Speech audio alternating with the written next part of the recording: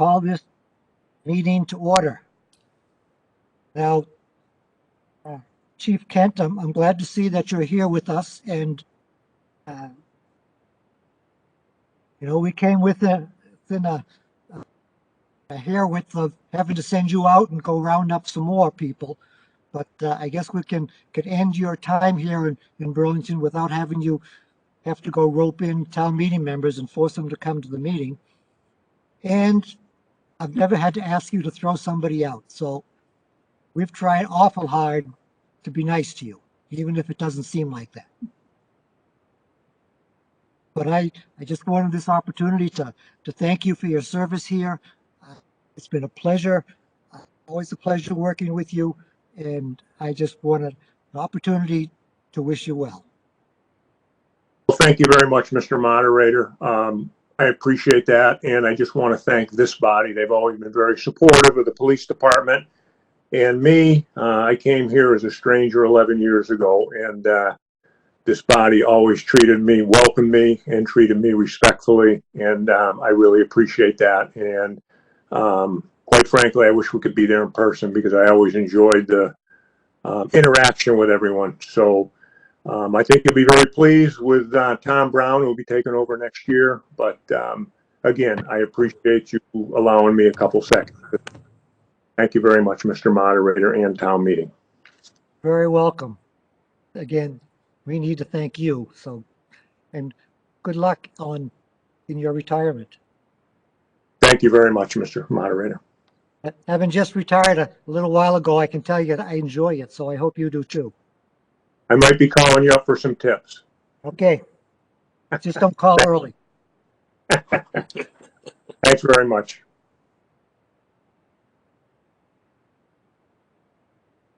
Okay, if you'll join me in the Pledge of Allegiance, please. I pledge allegiance to the flag, United States of America, to the republic, one nation, under God, indivisible, with liberty and justice for all.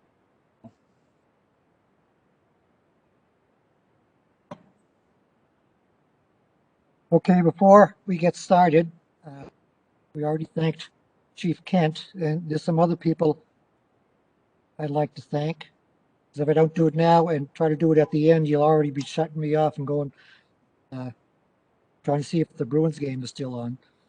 But anyway, from the IT staff, the people who have helped put all of this together so things have worked, John Bongiorno, Casey Silva, Jim Round, Jose DeSouza, other people through AV, John Middleton, Ethan Sayre, Doug Edwards, Aiden Khalifa, Billy Hatch, Sean Gallagher, Jennifer Galinas, and Brady Caldwell from the planning staff, from the clerk staff, Linda McNeil, Kate O'Shea, Kirsten Midgley. Thank you much for your help in putting all the pieces together and making all this work. Now, the moderator would consider a motion that should we not finish our business tonight, that we adjourn until 7:30 on Wednesday, May 19th. So moved, Mr. Moderator. Second. Okay, if we raise hands virtually.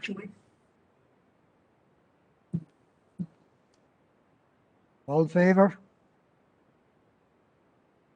Anybody opposed? If anyone's opposed, I want to hear from them now. All right, well, looks like the motion passes. Thank you. Thank you. Now let's get back to our business.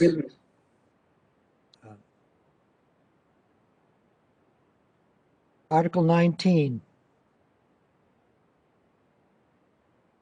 It has been moved and seconded by the Ways and Means Committee to see if the town will vote to adopt the administrative and professional compensation plan for FY 2022 and transfer from the FY 2022 negotiated settlement account $87,112 for the purpose of funding the plan. Same to be expended under the appropriate authorities.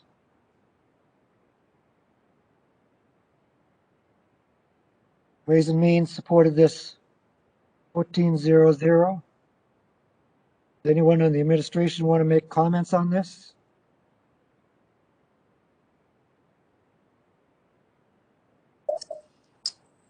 Mr. Moderator, John Denizio, Assistant Town Administrator. Mr. Denizio, go ahead, please. So there was a video that was put together for the next three articles. If you'd like, I could make some comments on them, or I can just wait, and if there's any questions, answer those. Well, why don't you make some comments on it and we'll let you answer questions from the room. Okay.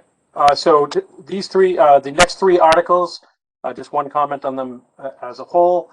These articles do not increase the budget as submitted. They do not decrease reserves in any way. They are transfers from the already approved negotiated settlements line that's in the operating budget and within the guidelines. So all three articles are transfers from there. Article 19, which is funding the administrative and professional compensation plan. This is for the group of managers. This is not a recognized bargaining group, but they do bargain their compensation plan collectively. This covers our non-union employees that work more than 20 hours. It includes department heads, assistant department heads, and other management, professional, and confidential positions. It includes over 40 employees. The agreement is for 1 year, and it includes a 1.75% wage adjustment increase for all steps and grades. And as you said, it's a transfer from FY22 negotiated settlements account for $87,112. All right, we'll take questions on this article. Anyone have a question?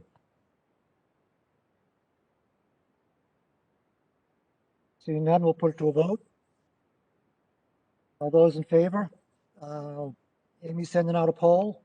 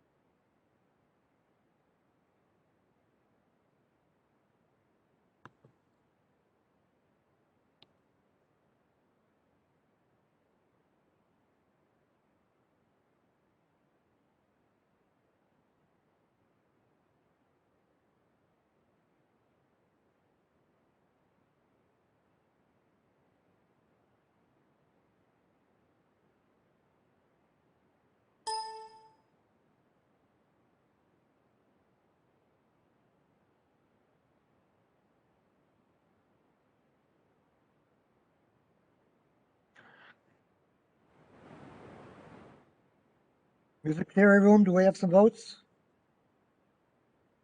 We do, Mr. Moderator. We are 5 in favor, 0 opposed. Thank you. The science room, Mr. Moderator, 4 in favor, 0 opposed. thank you.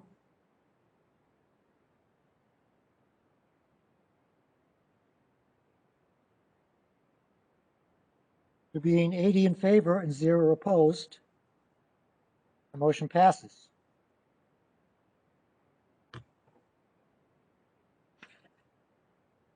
Move on to Article 20.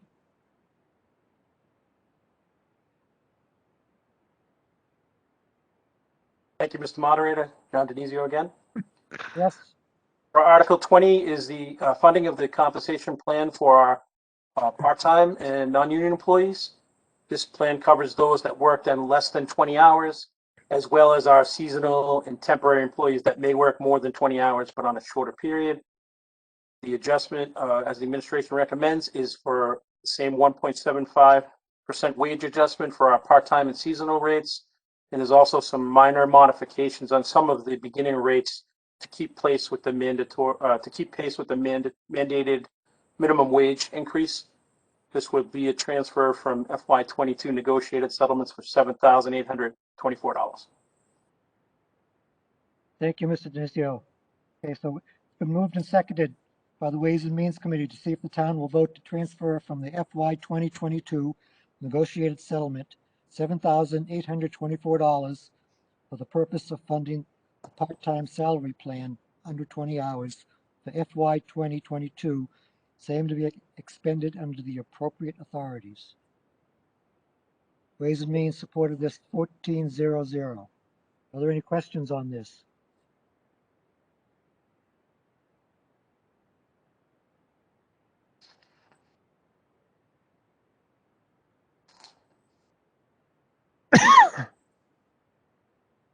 Seeing none, Amy could just send out a poll, please.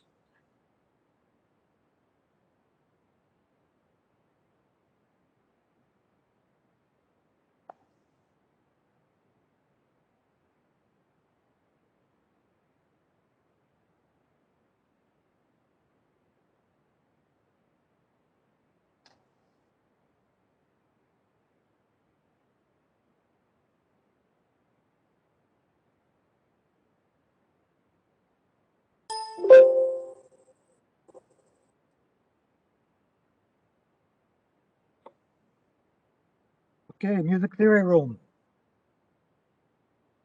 Thank you, Mr. Moderator. We have 4 in favor, 0 opposed, 1 abstained. Thank you. Science room.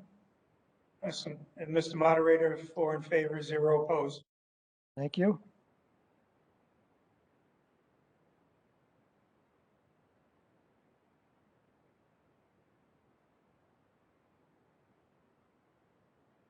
There being 675 in favor, 0 opposed, and 1 abstention, Article 20 passes.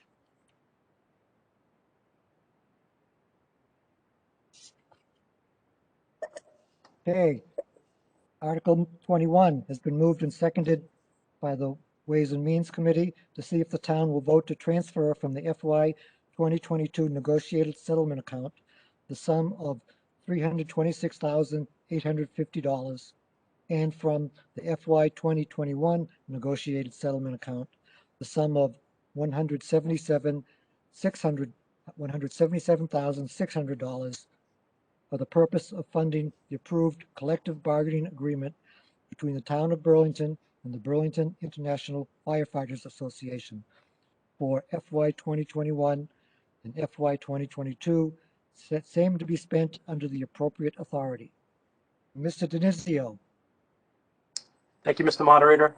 Unlike the previous two, this is an actual collective bargaining agreement, which the administration and the union agreed on, and the select board and the union membership both ratified. The agreement is for 2 years, which typically we come to this body with 3-year agreements. But in this case, this 2-year agreement will sync up the expiration date of this contract with our other unions. The compensation package for this agreement includes a 2.25% wage adjustment in year 1, which is this current year, FY21. We're currently working with a contract right now, and a wage adjustment of 1.75% in year 2. And also, like we did with the other bargaining units in that final year of the contract, there's a new step added for those firefighters for 15 years and over. In between the 10-year and 20-year step, there's a new step added there. There's an increase in the detail rate, some changes to the holiday pay, 2 targeted stipends, and an education incentive, change in the educated incentive stipend for specific degrees. For the non-compensation package, there's some language changes and clarifications around eligibility for funeral leave, FMLA leave, and tracking and assigning of overtime. And with this contract, we were able to come to an agreement which we feel will improve the promotional process by changing the timing and adding of qualifications and certifications for promotions, and also incorporating an assessment center into the promotional process. This is something we feel has been a very valuable tool for the police department since they've had it for a few years now. We're very excited to be able to incorporate this into our fire department as well. This will have two parts. This motion has two parts, as you read. One is to transfer from the FY21 negotiated settlements line, $177,600 to pay for what would be due for this year's retro. And the next is from the FY22 negotiated settlement line, $326,800, which would be to right size next year's budget to what would be the new FY22 base. Thank you, Mr. Denizio. Are there any questions on this? Mr. Caskey?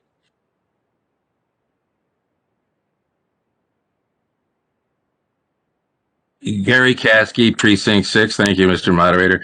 I was just wanted to know, are the stipends included in that total price? In that budget? Yes, they are. Denizio? Yes, Okay. both of those stipends are included in that total. So the stipends aren't anything else, it's all included. Yes, sir. Yes, sir. Okay, thank you. Mr. Boyven? Thank you, Mr. Moderator. Bill Boyven, Precinct 1. My question regards the educational incentive. I'm just curious what kind of advanced education qualifies? Does it have to be related to the job, or is it any kind of an advanced degree get you an incentive? Mr. Moderator? Mr. Denizio, go ahead, please. Thank you.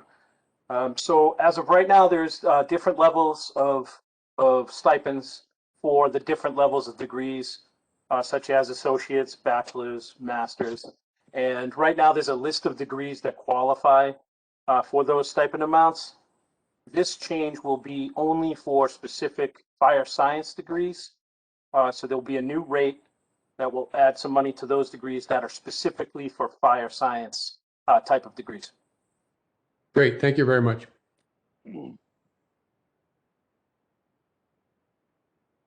Anything further? Seeing no further questions. Amy, a poll, please.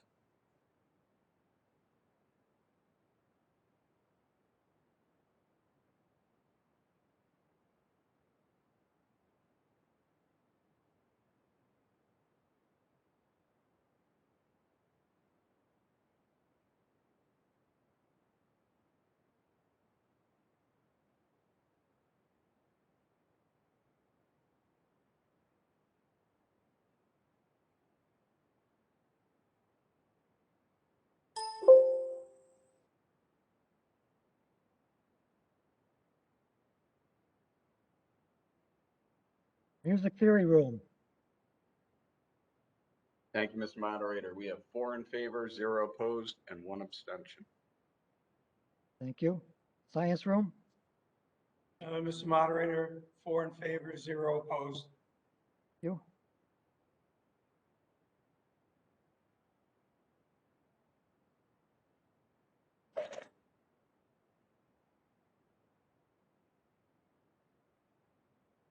There being 81 in favor, 1 opposed, and 2 abstentions. Article 21 passes.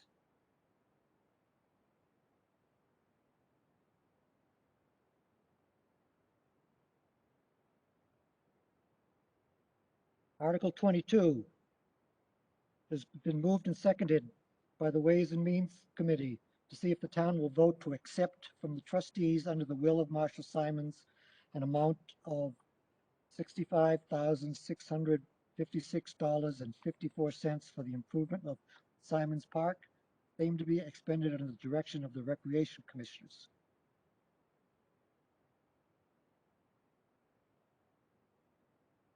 Ways and Means supported accepting money unanimously. Are there any questions on this?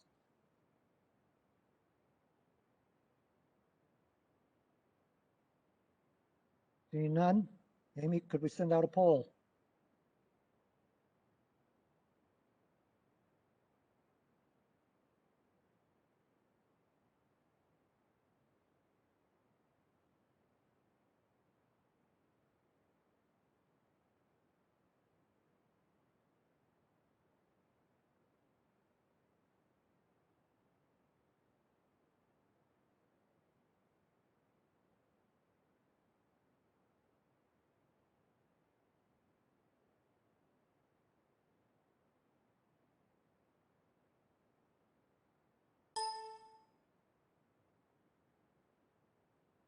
Music room, do I have a vote? Thank you, Mr. Moderator. We are 5 in favor, 0 opposed. Thank you. Science room? Mr. Moderator, 4 in favor, 0 opposed. Thank you.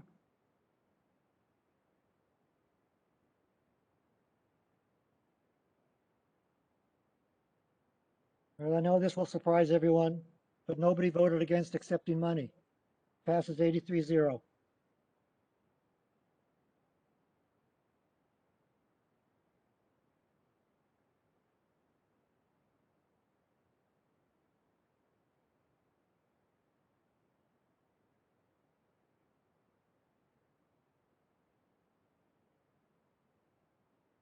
Article 23 is to repurpose Article 31, May 2018 Terrace Hall Avenue sidewalk money. It's been moved and seconded by the Ways and Means Committee, and it is as printed in the warrant.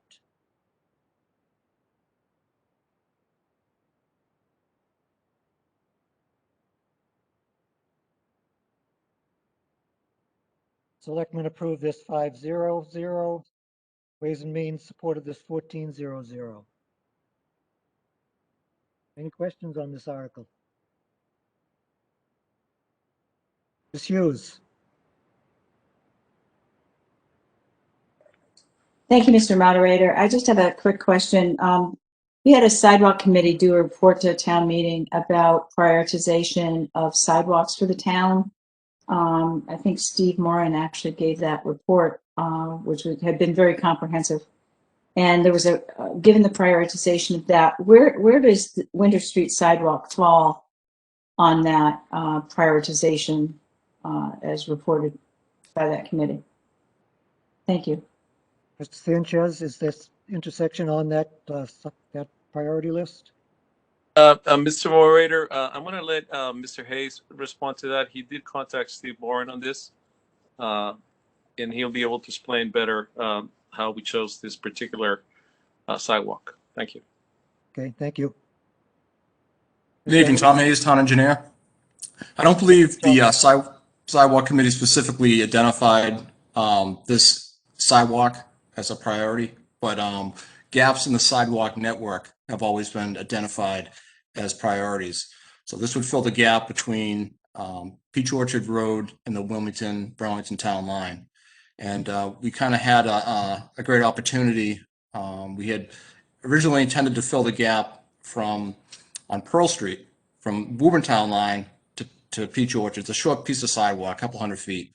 But we had the opportunity to apply for a MassDOT shared Winter Streets program, and we won a significant grant that allowed us to take care of Terrace Hall. So we thought it'd be a really great opportunity to complete the entire network across Pearl and Winter, connecting both Wilmington and Woburn into the sidewalk, the existing sidewalk we have over in Peach Orchard Road.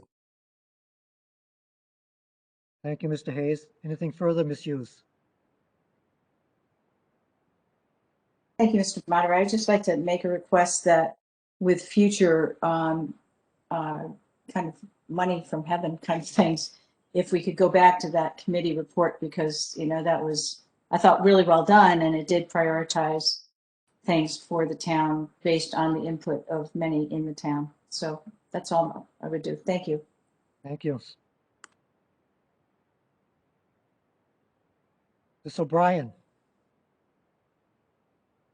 Thank you, Mr. Moderator. Patricia O'Brien, Precinct 2. I, for one, as someone who walks that area, appreciate very much it being identified to be a priority, because it is a very dangerous location that residents walk in frequently. But I do want to elevate and support Betsy's request, because the community in understanding what the priority is for sidewalk is critical. Otherwise, you're facing all kinds of critique. So some sort of documentation or access to a database or a spreadsheet about priorities and why, and creating opportunities for the neighbors in that area to have input into the design, I think, are critical. So just to elevate Betsy's point, town meeting member Hughes's point, and then to thank you for this priority. Thanks. Thank you, Ms. O'Brien. Anything further?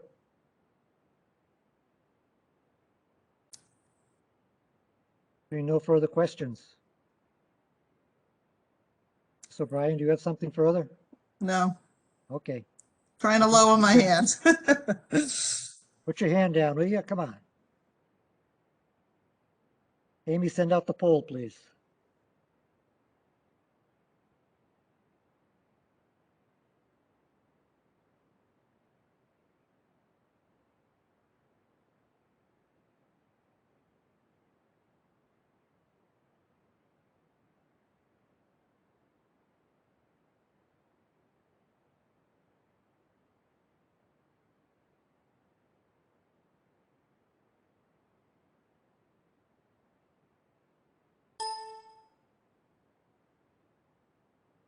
Music room.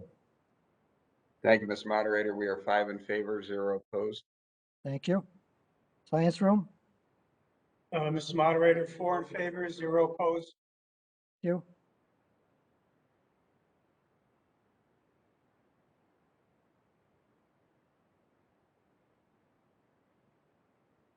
There being 79 in favor, 1 opposed. The motion carries.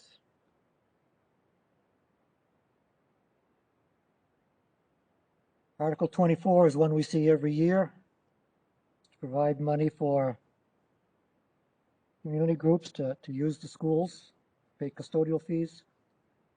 So it has been moved and seconded by the Ways and Means Committee to see if the town will vote to transfer from free cash the sum of $47,464 to be expended under the direction of the Burlington School Committee for the purpose of community custodial fees to fund events which are not school events in order to cover Burlington Scout organizations, PTO meetings, boosters, citations, youth basketball, youth volleyball, youth baseball association, Pop Warner, hockey, soccer, and skating associations, and other not-for-profit Burlington civic organizations.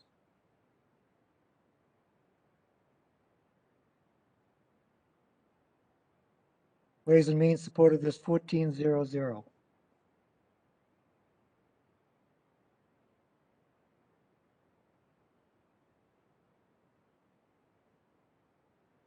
Ms. Sickler. Thank you, Mr. Moderator. Eileen Sickler, Precinct 4. So this was the amount, as you say, that gets voted every year. So what happened to the amount from last year? Does that get reserved, or which is why we're voting on another amount this year? Because obviously last year it wasn't used because of COVID. Mr. Denizio, can you handle that, please?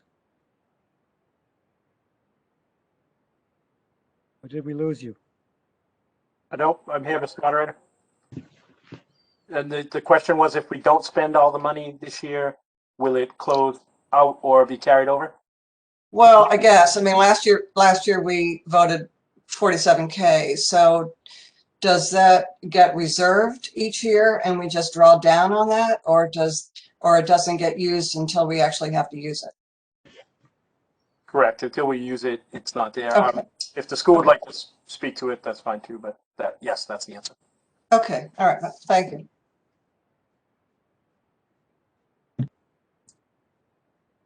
Anything further?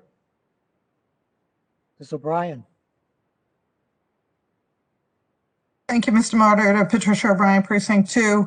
Last year, I think somebody raised a question about transparency in terms of the process to access this kind of support for groups. I'm wondering if the school department has developed a transparent and openly available process for different groups to apply to get this support.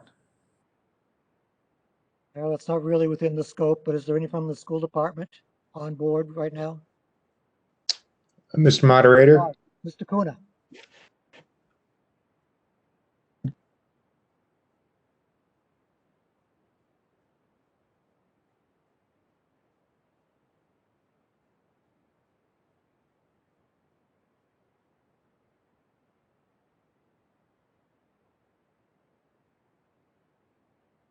I'm sorry, we can't hear Mr. Kuna at all.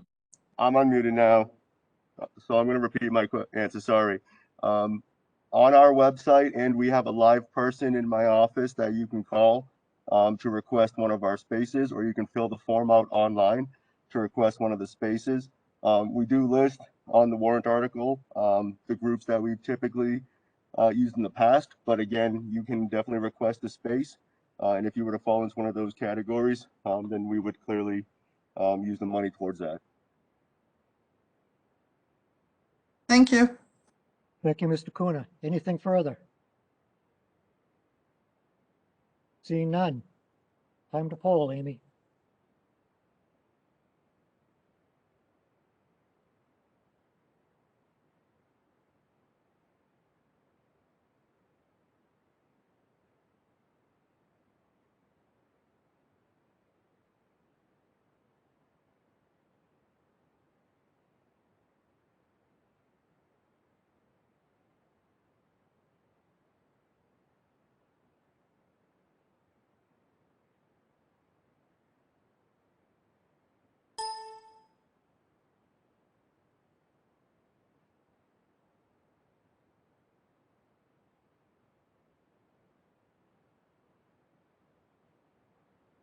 Okay, music room.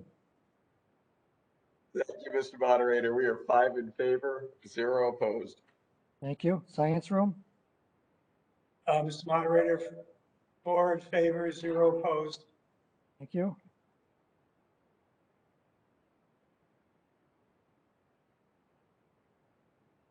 That was 63? 64, let's say, okay.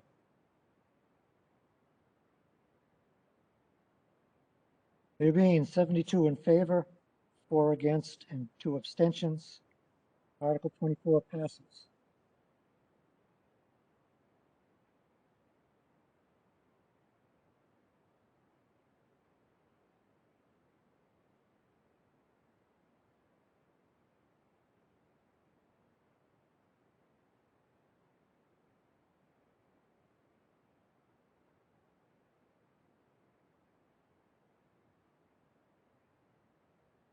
Ms. Nichols, do you have a question for us? I actually have an amendment for the next article, so I just wanted to make sure I got my hand up right away. Okay, do we have the...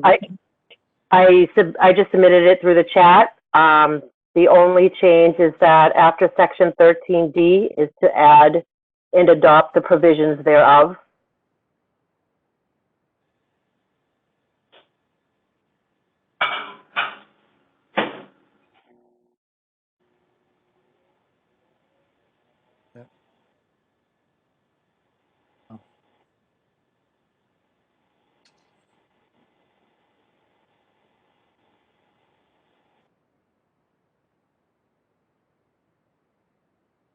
Okay.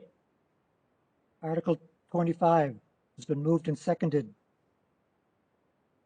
by the Ways and Means Committee to see if the town will vote to establish a reserve fund under MGL Chapter 40, Section 13D, and adopt the provisions thereof for future payment of accrued liabilities for earned leave that is due to employees upon retirement or separation of employment, and to designate payment authorization from this fund to require approval from the school superintendent, Ways and Means Chair, and town accountant, or act in any other manner in relation thereto.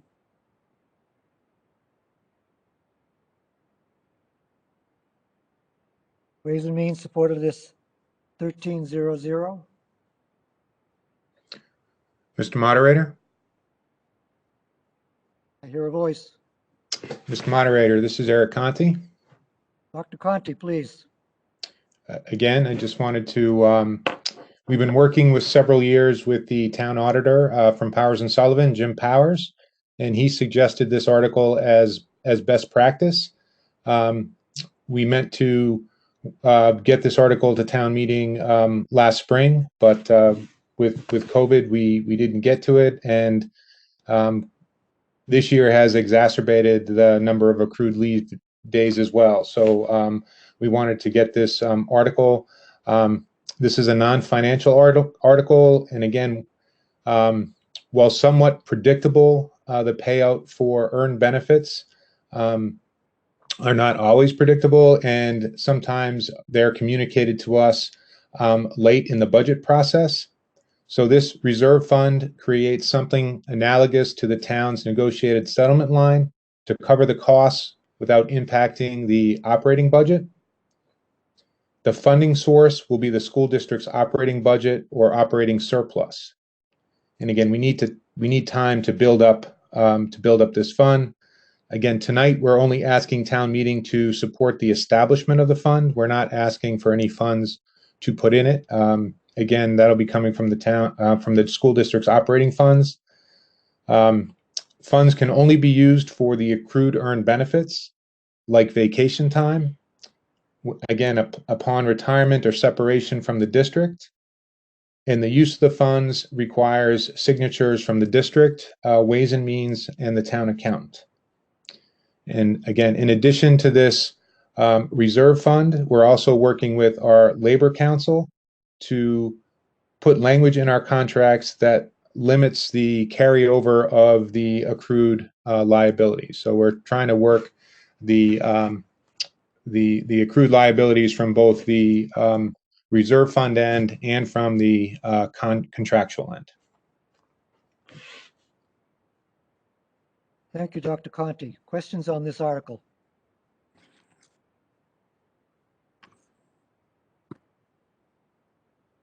Mr. Boyven.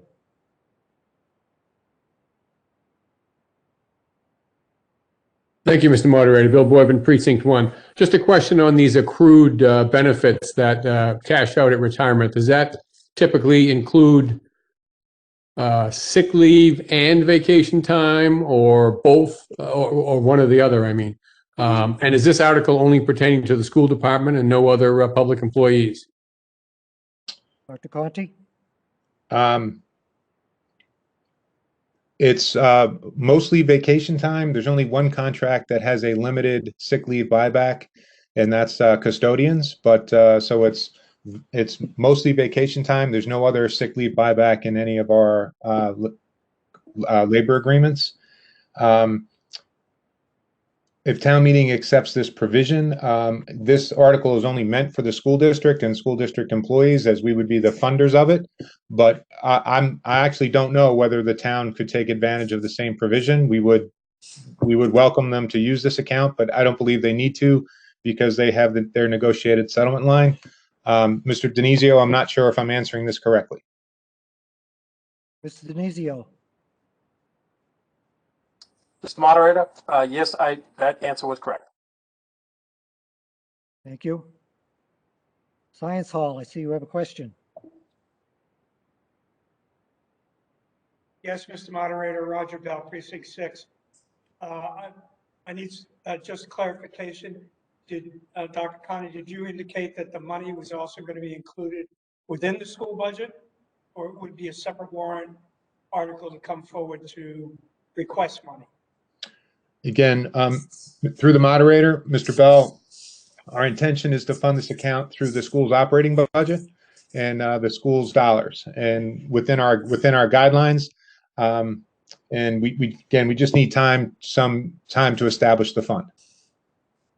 So redirect, Mr. Moderator. So are you saying it would be a separate line item within your budget that we could actually track how much money is going into that particular fund? Yes, sir. And then you could actually look at the balance in the reserve fund itself. Thank you, Mr. Moderator. Thank you, Mr. Conti. Ms. Fristacci?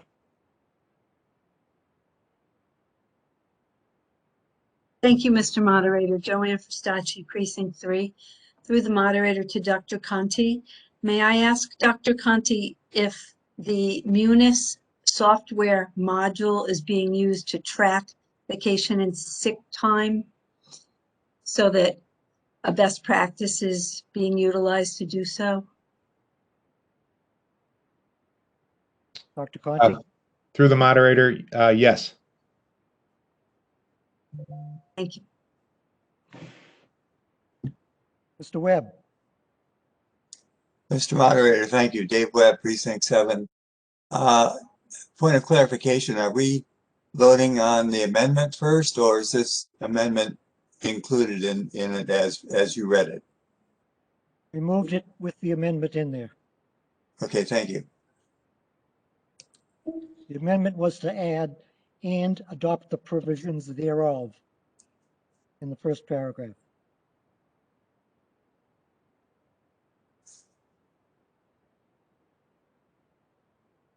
Mr. Sinesi.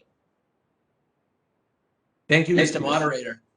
Through the moderator, I'm curious, what sort of number, what pool of employees, how large is the pool of employees that would be participating in this program?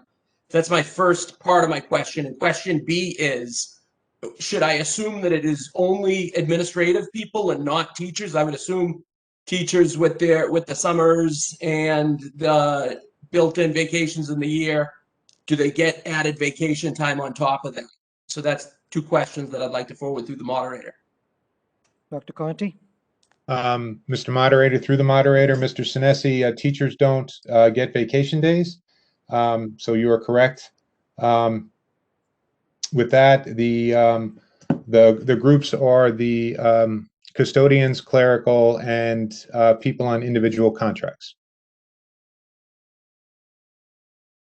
Roughly how many people would that be within the whole department?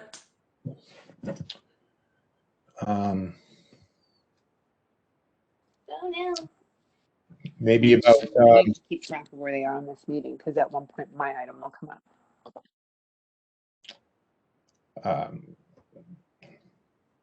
trying to think, Mr. Sinesi, maybe around 44 to 50. I'd have to get you an exact number. I don't know. Okay. Just an estimate.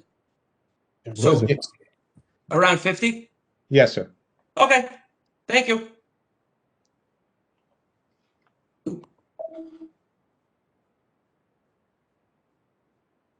Anything further? Mr. Sinesi, do you have something else? Or is your hand just still up? No, it's it should be down. Sorry. Thank you. Down at him. We'll see nothing further. Amy, could we have a poll?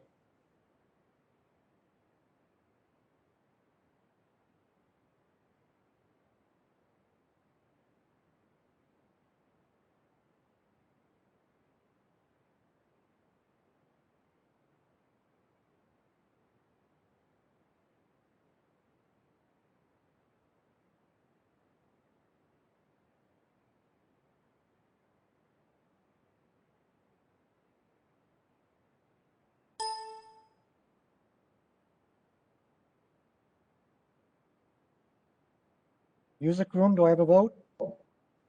Thank you, Mr. Moderator. We are 4 in favor, 1 opposed. Thank you. Science room?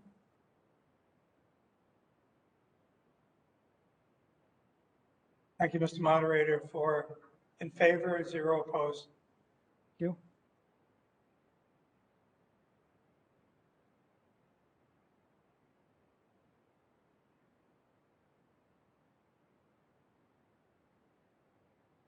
There being 81 in favor, 2 opposed, and 2 abstentions, Article 25 passes. That completes our financial articles.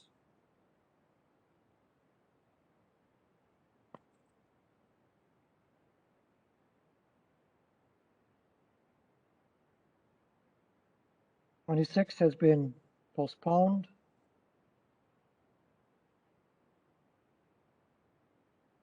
Brings us to Article 27, an amendment to the town general bylaws. It has been moved and seconded by the Ways and Means Committee to see if the town will vote to amend Article 1, General Provisions, Section 1, and Article 5, Authorities, Commissions, and Committees of the general bylaws, and the rest is as printed in the warrant. Mr. Martin, do you wish to speak on this? Thank you, Mr. Moderator. Scott Martin, Chair of the General Bylaw Review Committee. As printed in the backup, this article asks this body to increase the General Bylaw Review Committee from 5 to 7. 5 members is or has been sufficient, was sufficient up until recently when all of the, what I want to call a hanging fruit has been done and picked. Now we're at a point where 5 people just are not sufficient to handle all of the workload that needs to be done. Example of that is coming up in Article 29. That was 17 pages of excruciating going over something that was dictated to us. I just would ask that you support that. I know that moderator would have to appoint 2 more people. Maybe kind of hard, and I apologize for that, moderator. Thank you. Thank you, Mr. Martin. So if you vote for this, you also have to be cooperative when I ask you to be on the committee. Are there any questions on this article?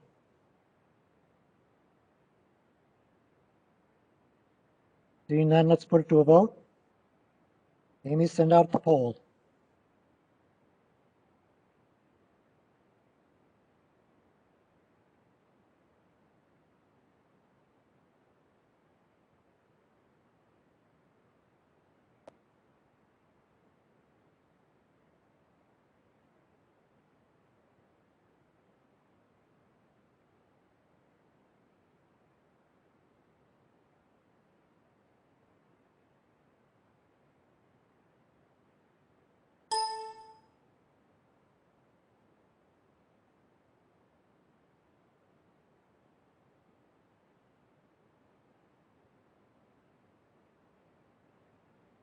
Music room. Thank you, Mr. Moderator. We are 5 in favor, 0 opposed. Thank you. Science room. Thank you, Mr. Moderator. 4 in favor, 0 opposed. Thank you. Amy?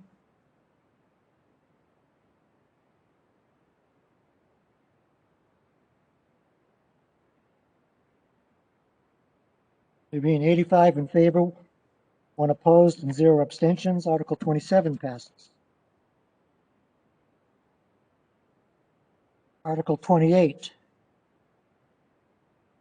It has been moved and seconded by the Ways and Means Committee to see if the town will vote to amend the Burlington General Bylaws by deleting the title Bylaw Review Committee and essentially changing it into the General Bylaw Review Committee. And it is as written in the, as printed in the warrant. Mr. Martin. Thank you, Mr. Moderator. Scott Martin, Chair of the Bylaw Review Committee. We've had several questions and comments that have come up caused by confusion between the Zoning Bylaw Review Committee and the General Bylaw Review Committee.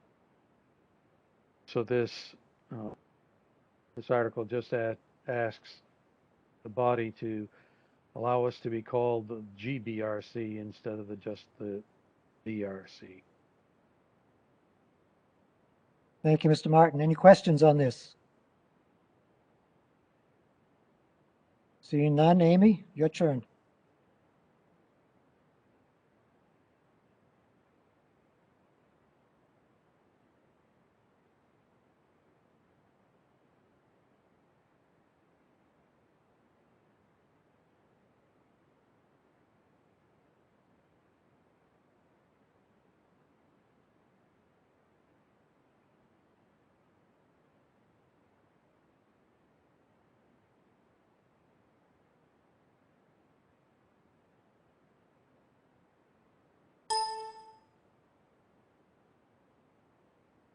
Music room. Do I have a vote?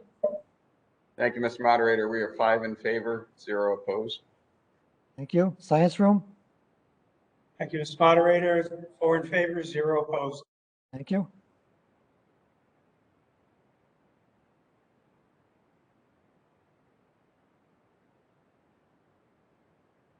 There being 77 in favor and 1 opposed, Article 28 passes.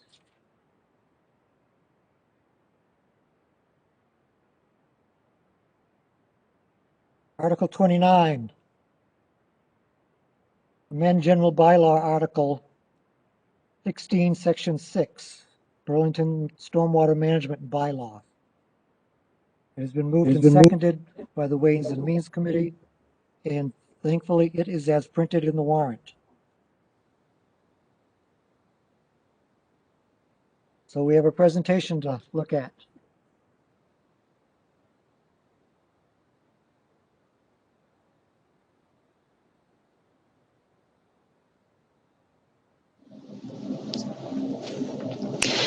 Hello, I'm Irene Coleman. I'm the Assistant Conservation Administrator for Burlington. The Stormwater Bylaw is administered by both the Planning Board and the Conservation Commission, though the Conservation Commission usually takes the lead in administering the bylaw. I would just like to give you some background on what is being regulated and why we now need to amend the bylaw. The Clean Water Act was passed by Congress in 1970 with the aim of ensuring that all waters of the US were fishable and swimmable by 1983. That goal has still not been met for all waters. Burlington has portions of streams and water bodies that are impaired for some parameter. The Clean Water Act was expanded by the National Pollution Discharge Elimination System program to regulate point source discharges to waters of the US. Now the EPA regulates discharges through 3 different types of permits. A permit to regulate industrial activities, one to regulate construction activities more than an acre, and a permit to regulate municipal separate storm sewer systems. What is stormwater? Stormwater is runoff from rain and snowmelt that flows over land or impervious surfaces and does not soak into the ground. If you take a look at the illustration on the right, you'll see the raindrops falling onto the roofs and the driveways and the roadways. They go into the storm drain inlet, through the storm drain system, the system of pipes under the road, and out through a storm drain outfall. The outfall goes to water bodies or wetlands in Burlington. And in Burlington, the storm sewer systems are separate from the sanitary sewers. The sanitary sewage system goes to Deer Island for treatment. The municipal separate storm sewer system is not treated, and runoff goes straight to the nearest wetland or waterway. Why should we care? As storm water flows over the ground, it picks up pollutants like oil and grease from roadways, pesticides and fertilizers from lawns, sediment from construction sites, and carelessly discarded trash. When deposited into nearby waterways through the MS4 discharges, these pollutants can impair the waterways, contaminating drinking water supplies and impacting the habitat for fish, other aquatic organisms, and wildlife, including humans. I just wanted to show you the extensive piping system under the streets of Burlington. The blue lines are the storm drains that run alongside or under the roads, and the squares and circles are catch basins and manholes. These are access points and they allow bends in the system. This gives you just an idea of how many storm drain lines there are in a municipal area. The first Massachusetts MS4 permit was issued in 2003. And in compliance with that permit, Burlington adopted a bylaw in 2007. This bylaw addressed construction and post-construction stormwater runoff, and it is this same bylaw that we are proposing to amend now. The new MS4 permit was issued in 2016, and it went into effect in 2018 due to some legal wranglings. The permit has 6 minimum control measures that must be applied: public education, public participation, illicit discharge detection and elimination, construction site stormwater runoff, pollution prevention for municipal operations, and the one that's relevant here, post-construction stormwater management in new development and redevelopments. So the new bylaw, the new permit requires municipalities to update their bylaws to manage stormwaters in new development and redevelopment with provisions that are at least as stringent as those listed in the permit. I don't want to list everything that's in the permit right now because that would take far too long, but it can be summarized into these main changes that we're proposing to make.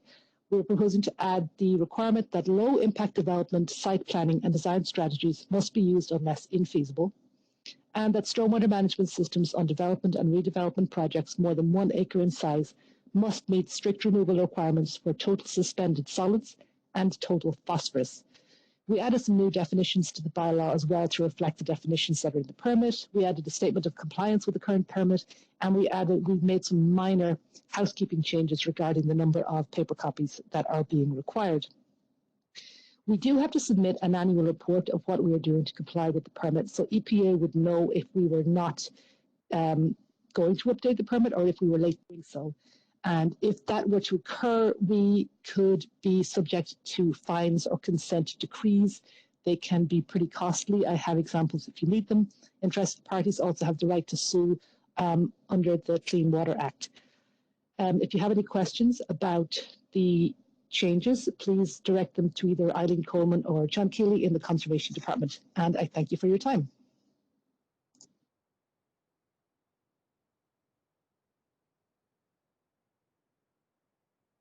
Thank you for the presentation. Mr. Martin, does the General Bylaw Committee have a vote on this? Thank you, Mr. Moderator. Scott Martin, Chair of Bylaw Review, General Bylaw Review Committee. This was passed 4-1-0. Thank you.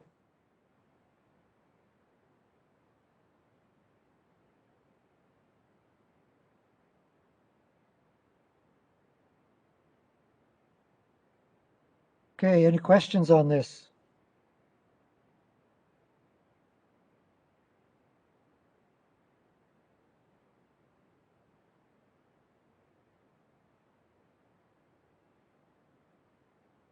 There's a theory room. Pat Angelo, Precinct 5, could whoever objected to it, whoever the one vote, could they explain what their position is? Mr. Martin, can you tell us what could you give us a review of the committee's thoughts on this? Not just the pro and the con, please. The pros basically are that one, this bylaw is very large, and the EPA is what is dictating to us what we could do. The person that on the committee that opposed it generally felt that we should only be doing just the small amount the EPA was requiring us to do, and instead of rewriting a lot more of it, which would renumber it and make some changes which would make it more readable.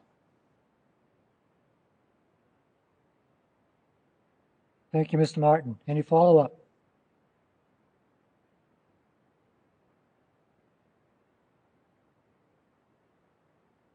Any further questions?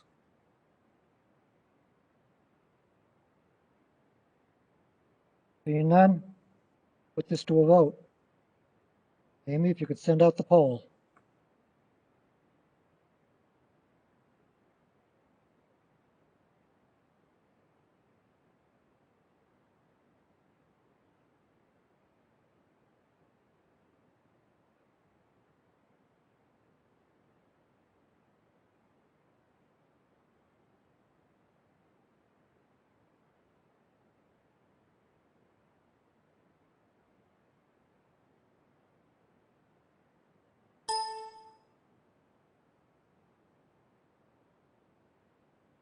Music room, do I have a vote? Thank you, Mr. Moderator. We are 4 in favor, 1 opposed. Finance room. Mr. Moderator, 4 in favor, 0 opposed. Thank you. Amy?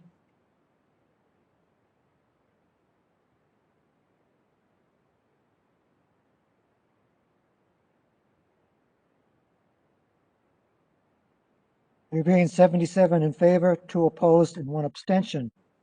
Article 29 passes.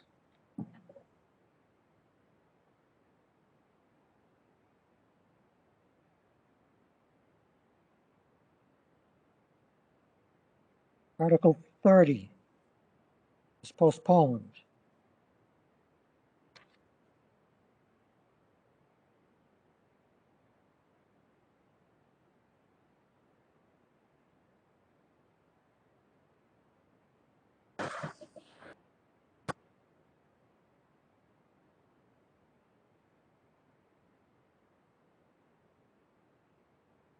Article 31. Network Drive at Northwest Park Plan Development District zoning amendment. Been moved and seconded by the Ways and Means Committee as printed in the warrant with 2 very minor changes. In paragraph 1,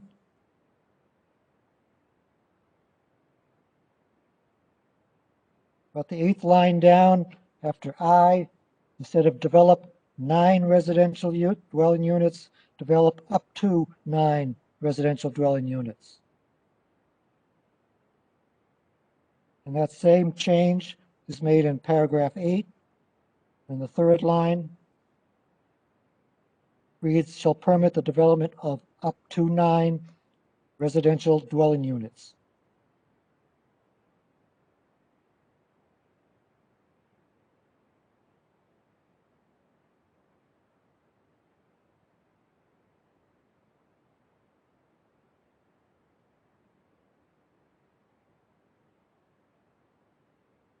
We have a recommendation from the planning board.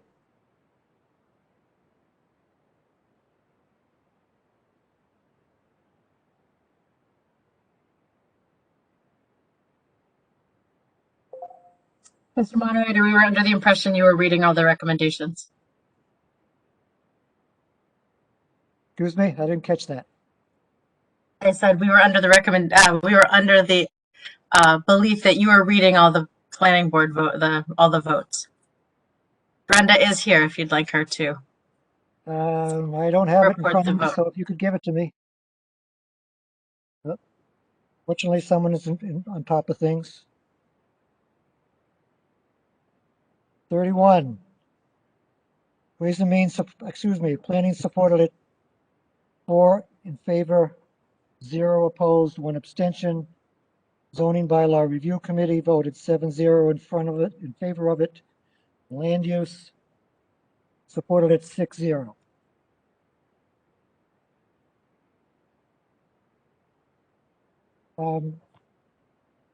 Would the proponent like to speak on this article? Yes, Mr. Moderator, if you may. Robert Buckley, Reamer & Braunstein for the applicant or the petitioner. I have with me this evening Todd Fremont Smith from the Nordblum Company. This proposed amendment is a culmination of over 20 years of trying to preserve or redevelop the Kent Cottage on Network Drive. There have been numerous attempts over the years where parties looked at it. In one instance, took it all the way through the permitting scheme of the town, only to walk away from the site at the cost of redevelopment or reconstruction of the cottage. The Nordblum Company, partnering with a local real estate developer, a residential developer, would like to try to preserve the cottage by coupling it with a few units of residential housing to permit the marketing of the units, and the profits from that would be a good portion of them would be put into preserving the Kent Cottage. We have a presentation. It has reached a critical juncture where the cottage is in dire repair, and it is rapidly becoming a very, in my opinion, a dangerous situation. So hopefully the body would allow this to go forward. I think it's important for the body to remember that this is a concept, and that we would have to go through all the regulatory permitting templates in town, the planning board, the conservation commission, board of health, to the extent necessary. to have the plans approved and to hopefully be able to integrate a number of the comments that we received during the public outreach that we've gone through over the last few months. With that, I'd like to turn it over to Mr. Fremont Smith with the moderator's consent for a brief presentation. Go right ahead, Mr. Fremont Smith. Thank you, Mr. Moderator. Again, Todd Fremont Smith with Nordblom Company. Good to see everyone. This is a relatively small matter, but we think it's an important matter to bring to you. So I think I'm viewing Brady's screen. Brady, if you could just go to the first slide. Kent Cottage is shown on the left of the screen here in the white star. This was part of our acquisition of the Sun Microsystems campus over 20 years ago. So we've been really focused on the campus itself, converting that single user, really closed off technology campus into a multi-user mixed use environment. And it's done very well. In fact, it leads the Burlington market in terms of rent and we see continued strength up there. We have some life science interest, which is coming soon to the planning board, actually Thursday night. We're before the planning board to talk about a new building, a life science building. But the Little Kent Cottage has always, we've tried to do various things. We looked at retail. Brady, if you want to switch one more slide. You can see the scale of what we're talking about here. It's just a small footprint, but the building itself is about 1,200 square feet per floor. It's a very pretty stone house. It used to be a house. We've tried retail. There's not enough parking there for even a coffee shop. We've tried office, as Bob mentioned. We had an office developer, a user, looking at it as a boutique office building, but the cost of the renovation they went all the way through the planning board and then started to price out the job and walked away. So we've had a sign on it for over 20 years. Nothing seems to be moving. So the idea, if you just go slide, Brady, the building itself is still there. We've tried to keep those are actually fake windows. We just want to keep kind of broken windows policy, keep people out of there. We've tried to keep a roof on it, but if you go to the next slide, the building needs a total renovation. It's really not. It needs to be taken apart and put back together again. We're just looking for some kind of financial engine which will make that happen, because it is just the renovation of the cottage itself is over $1 million. So this is a site plan showing a concept, as Bob said. The wetland area around this site is quite well known because we've fully permitted an office building here. But we will be going through the full planning board review, full conservation review. The idea is to build some townhouses to the left and some townhouses to the right of the cottage, and at the same time, as part of that project, renovate the cottage. So it's a relatively small for sale housing. It's not for rent, it's for sale. We've committed to the planning board to renovate the cottage, not to demolish the cottage. And the next slide just shows the aesthetic that we're talking about. It's a small cluster housing development of up to 9 units. I thought that was a good addition by the zoning board to the BZRC, what do they call it, to change the language to allow us to do fewer than 9 units if it gets too crowded, but up to 9 units, and it would look architecturally very, very similar to what you're seeing here. So that's the request, just a small text amendment to allow this to occur at the Kent Cottage site within our PDD. We appreciate your consideration. Thank you, Mr. Fremont Smith. Does the planning board have any comments on this?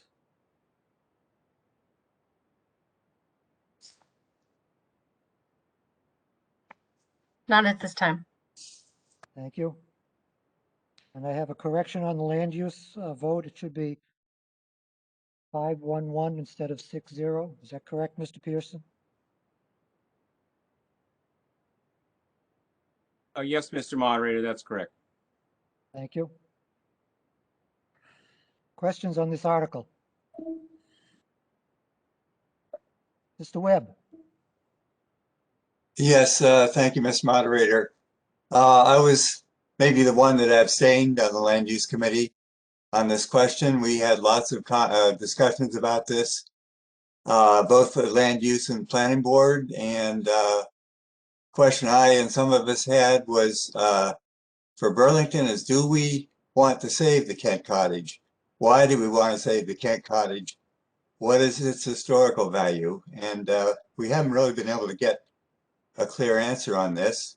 It would be nice, for instance, to hear from somebody on the Burlington Historical Commission on this matter. Thank you. Well, I'm betting we don't have anything from the Historical Society here. Mr. Pearson, do you have a comment? Mr. Moderator, Monty Pearson, Precinct 3. The Historical Commission didn't have an opinion one way or another on this. The commission has not met recently and didn't have an official vote on it. Thank you. Mr. Monaco. Thank you, Mr. Moderator. Frank Monaco, Precinct 4. The answer to what I've got might be buried in the backup, so I'll apologize ahead of time. I didn't catch it.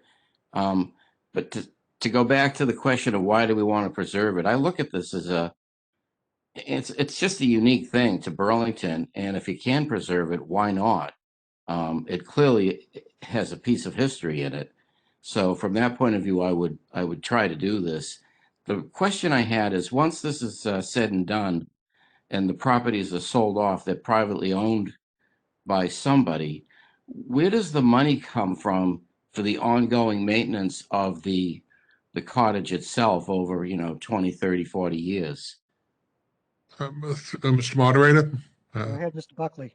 Mr. Monaco, I think that the way we've thought about approaching that would be, first of all, there'll clearly be a homeowners association or a condominium association, but in creating the documentation, since we'll be creating it, the master deed as well as obligations in the deed itself or in the conveyance will establish the obligation.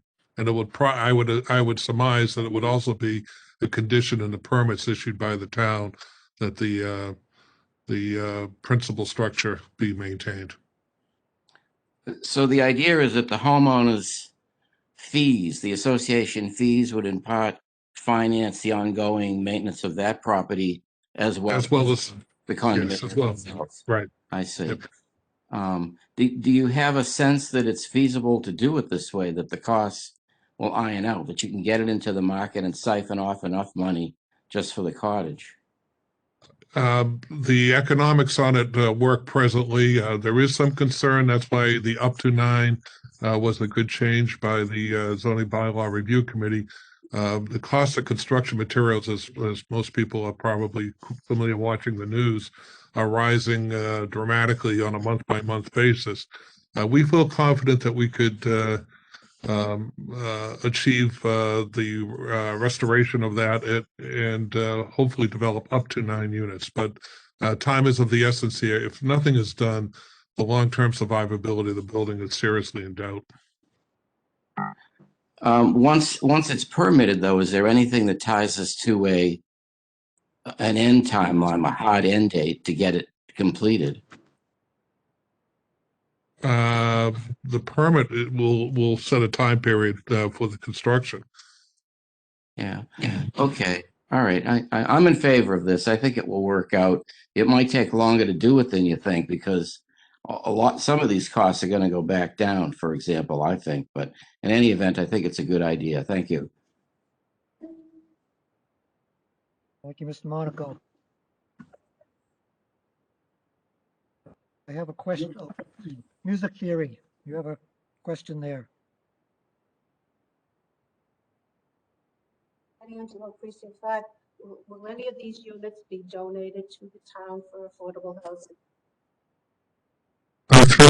Through the moderator. Mr. Buckley.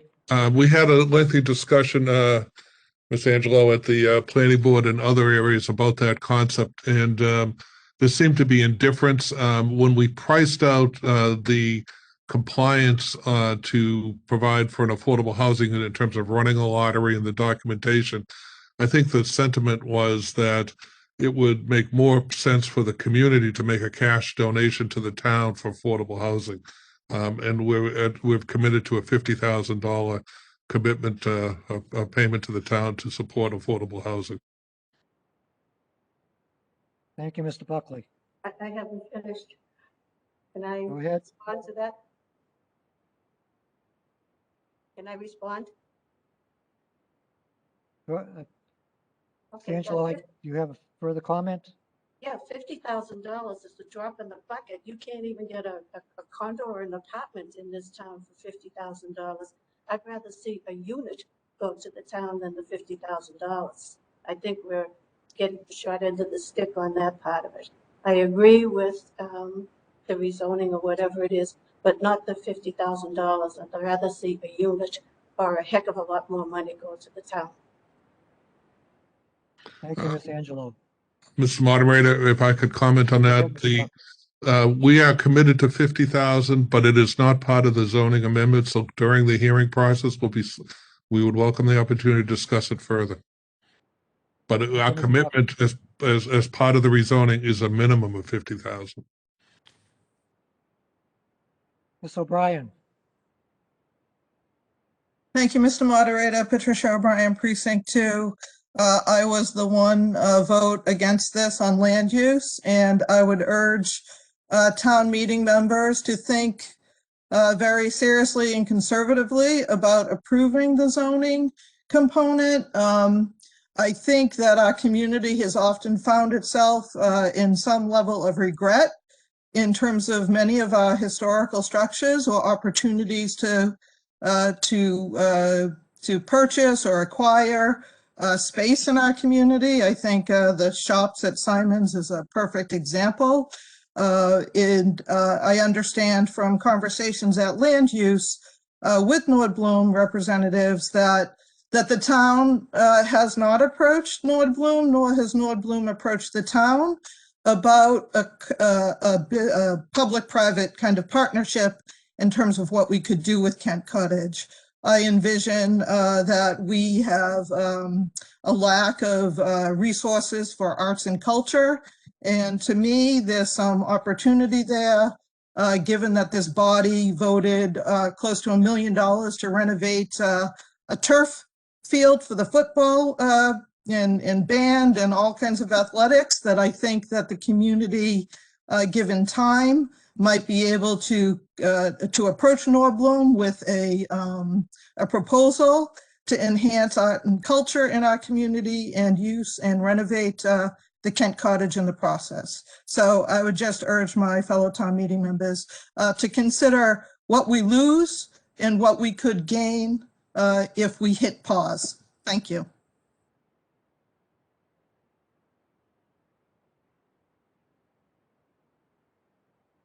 There's a question I have from, shows up in chat about how does parking fit in? You assume that there's parking for the owners, and also what would Kent Cottage be used for? I guess that just came up. Mr. Moderator, if I could, I'd respond to that. Parking will have to comply with the zoning bylaw, so that's one of the issues that will have to go through the planning board, as well as conservation in terms of compliance with the stormwater regulations and respect of the resource areas which are subject to a conservation restriction in that area. As to the unit, what would go into the Kent Cottage, it's envisioned that there would be probably 2 units within the cottage itself, residential units. So 2 of the residential units are being envisioned as being in the structure itself. Thank you, Mr. Buckley. Mr. Martin. Thank you, Mr. Moderator. Scott Martin, Precinct 7. During the discussions, I Googled the Kent Cottage in Burlington, and there's an article by Dina Acady up on www.wickedlocal.com. And the house was built in 1851 for John Kent, a wealthy brewer from Charlestown who was born in Hawley, Suffolk County, England. He lived there with his daughter, Helen, until he passed away in 1870. Helen continued to live in the house until 1897.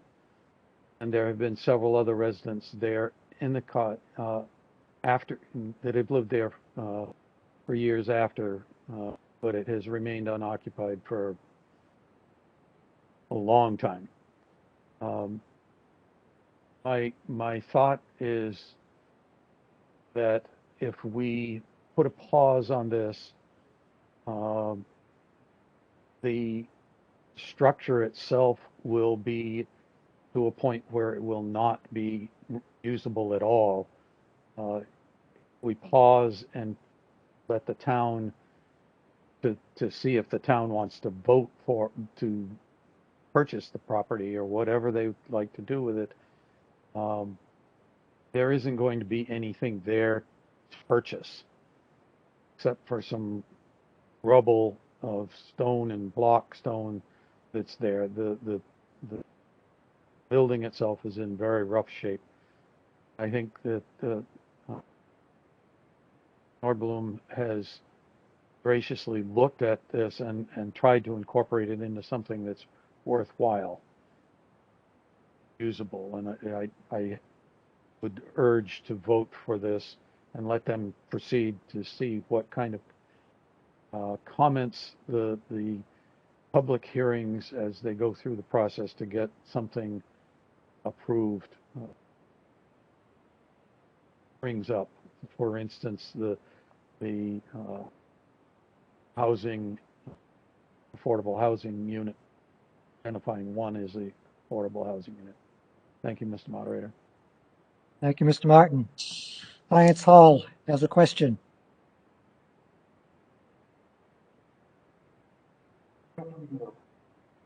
Thank you, Mr. Moderator. Dan DiTucci, Precinct 6. I do support this. This reminds us a little bit about when we saved the Grandview. There was a lot of going on. We wanted to save it. The town didn't have the money. We entered into a land swap. And what we got from the Grandview, I think all of us enjoy very, very much, especially the fact that we were actually able to do in-person voting there. So that was a win-win for the town.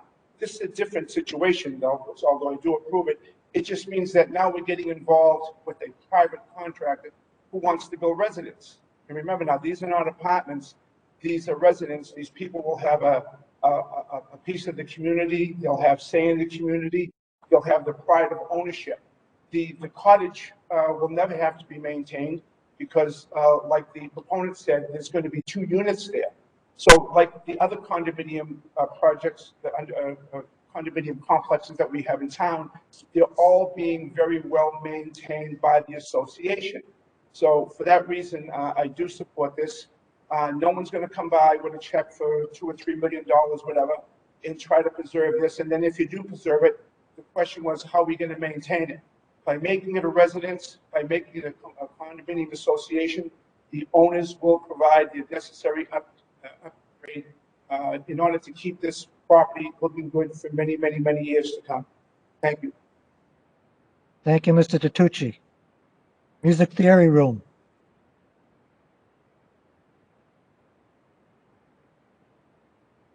Thank you, Mr. Moderator. Dave Wadilla from Precinct 1. I like the Nordblum Company. I think what they've done with 3rd Avenue is spectacular. And I get it. This is a bit of a white elephant, right? You've got this somewhat decrepit building and you're trying to wrap some kind of business around it or something so that you're not going to spend a lot of money out of pocket. I just think putting residents right in the middle of the whole sort of parcel there it's not the right. The market goes up and down. Like housing is hot right now. That's the thing that's going to drive you into being able to make this work. I just think putting a bunch of residences right in the middle of a whole commercial zone like that isn't the right thing. I can't support it because of that. I don't think people are gonna, they're gonna be coming out on Middlesex Turnpike. It's gonna be a nightmare for traffic, people living there. They're right in the middle of an industrial park. I understand why you're going this direction, bring it to town meeting for a vote, but I just can't support it in that way. Thank you. Thank you, Mr. Wadilla. Anything further from anyone? Mr. Wells-Bean.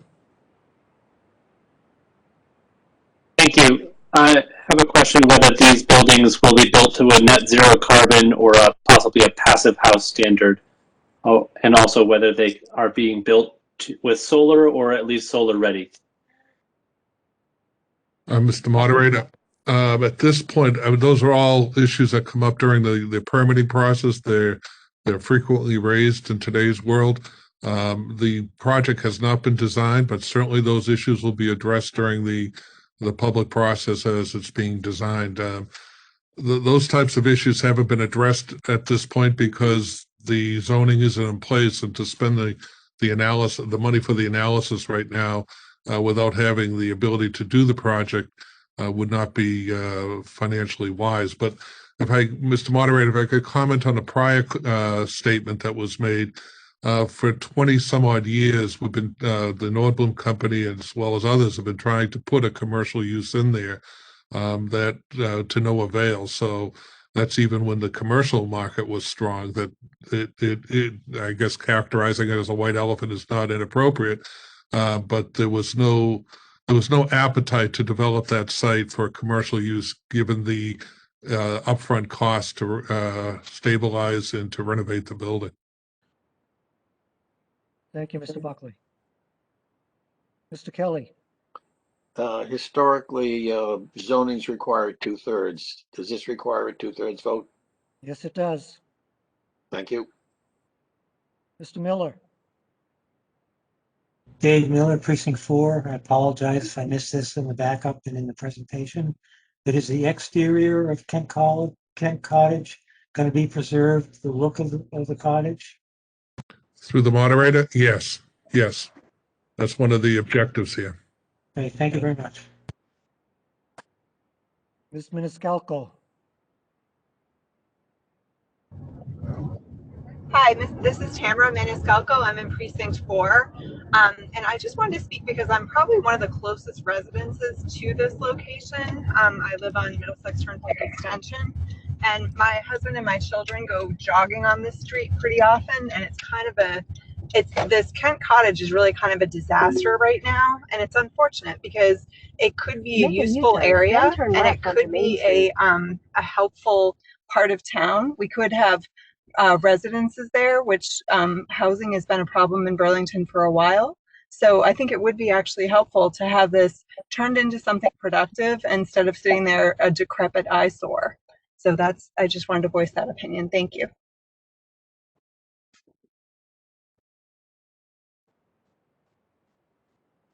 Thank you, Tamara.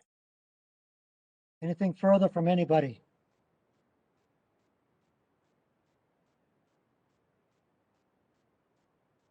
Seeing no further comments or questions? Amy, if you could send out a poll, please.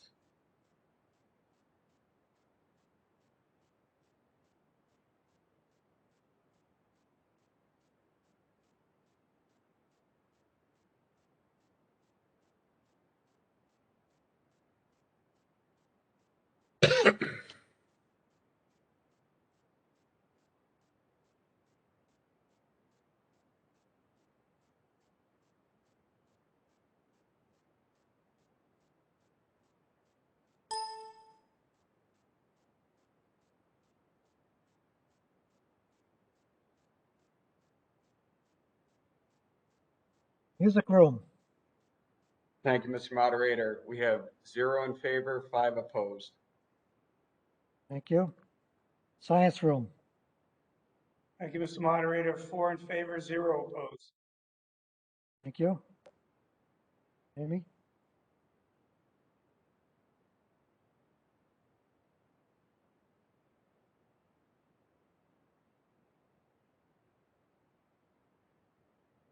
There being 66 in favor, 22 opposed, and 1 abstention. Article passes with more than a 2/3. Thank you very much for your time and consideration. Thank you.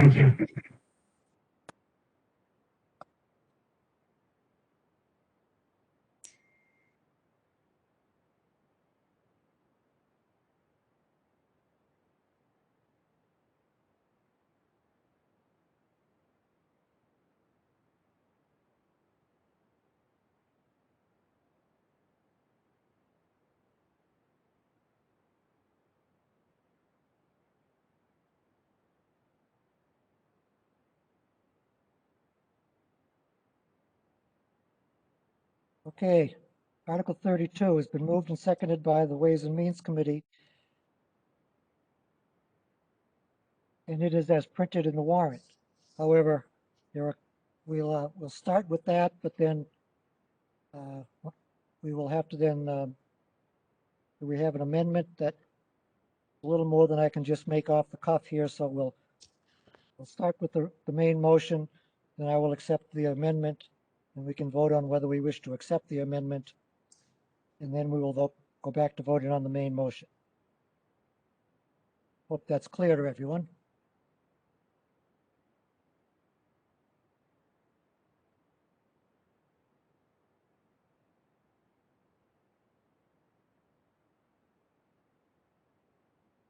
Okay, Article 32 is requested by the Zoning Bylaw Review Committee, that article, that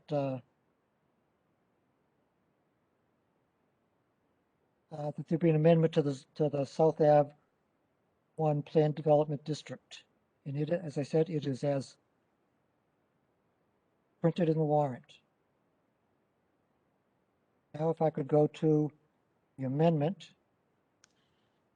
and let me tell you what it is, so I don't have to read the whole thing. Amy tells me that you all have a copy of it.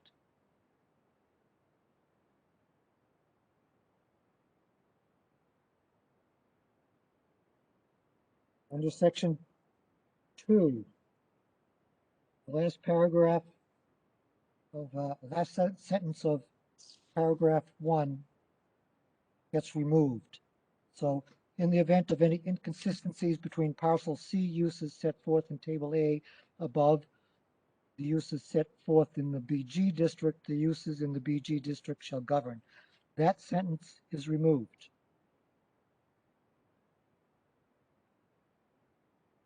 And in use table section 1.3,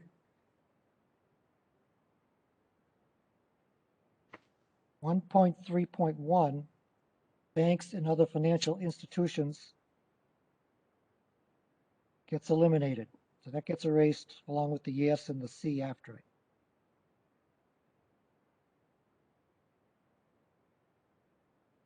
And 1.3.3, it's amended, it just reads now retail stores as opposed to retail stores provided. In no instance shall there be more than 3 separate retail establishments on parcel C as shown on the concept plan. So it just, so 1.3.3 just says retail stores. Okay. That was a mouthful.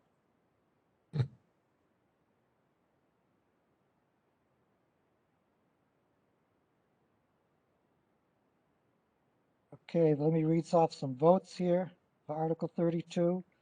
Planning supported at 7-0.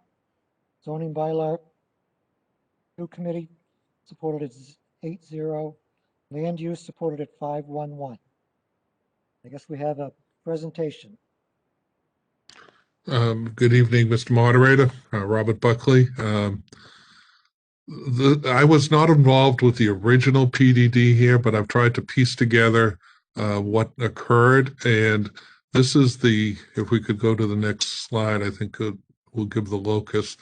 This is the parcel that includes the retail establishment at the corner of 2nd and Middlesex Turnpike, where Long's Jewelers is today. In the original PDD, apparently there was an intent to limit the retail uses at the site to no more than 3 retail uses, which meant that they were on average a 2,000 square foot format. The uses, if we could go to the next slide. The uses were very limited at the time as to what could be put in there. And if the body could recall, at one time there was a Thomasville Furniture and there was a Gentleman's Warehouse. Those have subsequently left the site, and for about 4 years the property has remained dark. Retail is not, it's not an ideal retail site, and what is being proposed And this amendment is to the PDD, was to allow the uses that today are permitted in a BG zoning district to broaden the available uses so that tenants could be obtained for the site and turn it into an economic viable development again, rather than continue the vacancy. These are some of the uses that would be proposed that are permitted today in a BG district: fitness centers, professional offices, medical offices, personal service businesses, and a convenience store, drugstore, retail store. This explains why the amendment that was proposed eliminated the limit on 3 retail establishments. You could have smaller retail formats here than was originally permitted. In addition, we agree with the change that the zoning bylaw review committee proposed, which was to eliminate any inconsistencies, because the use table for the entire PDD is not changing, other than the renumbering that the moderator read, so that there should be no inconsistencies now between the general business district and the uses permitted under the PDD1, I believe it's called, South Avenue. So the intent here is to turn this into an economic tax-paying productive entity again by providing some flexibility that's consistent with the other uses in the area. No changes are being proposed to dimensional, no changes are being proposed to parking or any of the other limitations. It's just to provide flexibility to permit more responding uses to hopefully stabilize that corner, because otherwise it will struggle with those 2 large format vacant spaces.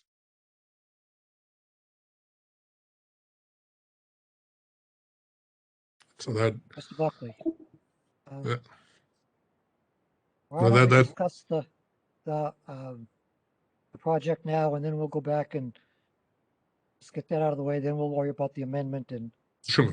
that then. I just wanted the body to understand that we are in favor of that amendment. I have Thank no you, Mr. objections. Buckley. Does the planning department have any comment they'd like to make on this?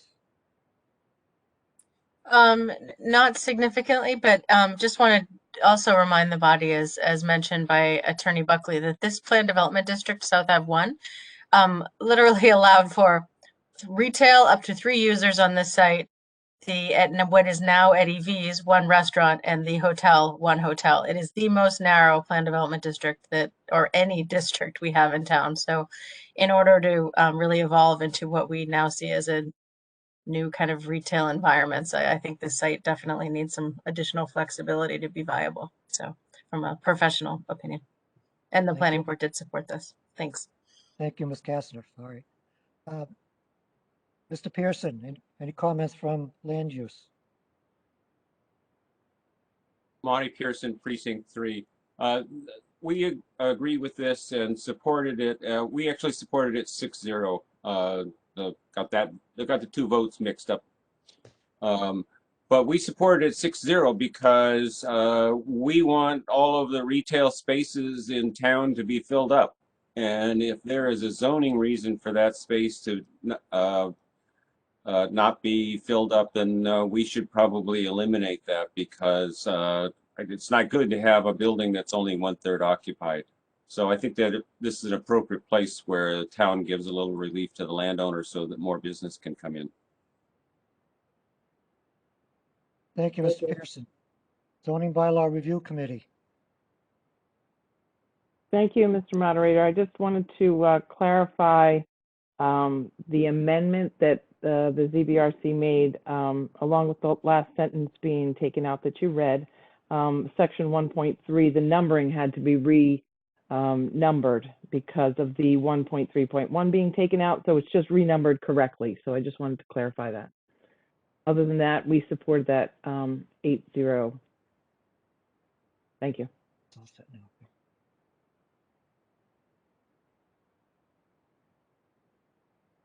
Thank you, Ms. Ellis. Any further comments or questions on this article? Mr. Eiler. Thank you, Mr. Moderator. John Eiler, Precinct 6. So, yeah, I certainly agree with the idea of making it a more productive space. That seems great. Something I just want to clarify or make sure I understood properly. At the end of the presentation, it says no other changes are proposed. But I think if one looks at Article 33, that is, in fact, proposing another change inside the same PDD. In particular, the parcel 7-0 being rezoned to IH is inside of that same PDD.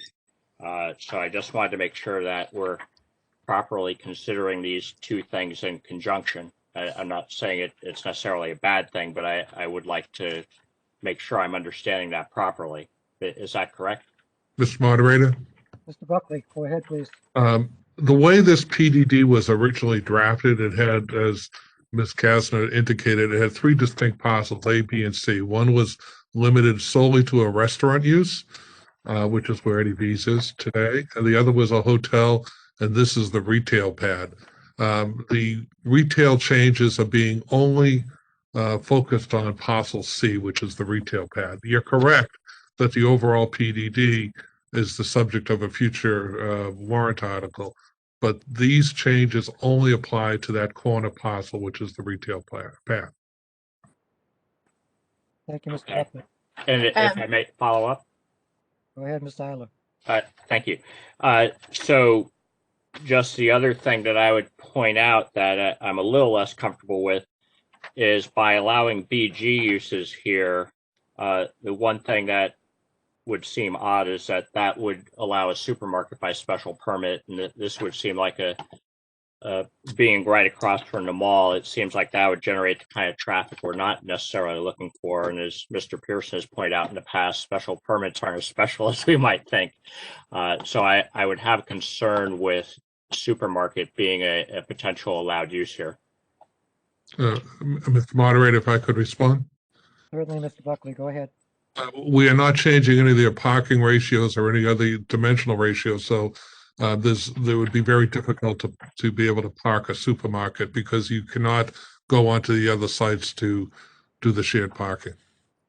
So it would be very difficult to have a sufficient parking field to service that type of a retail establishment. Okay, I guess that's encouraging. Thank you. Anything further?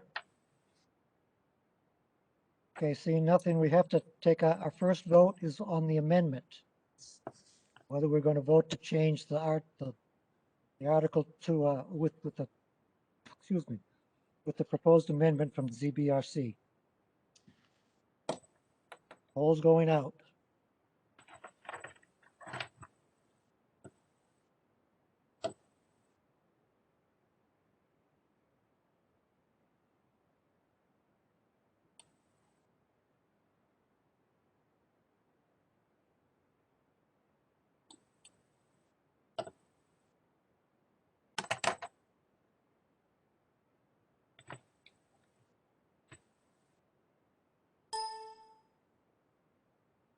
Music room, do I have a vote?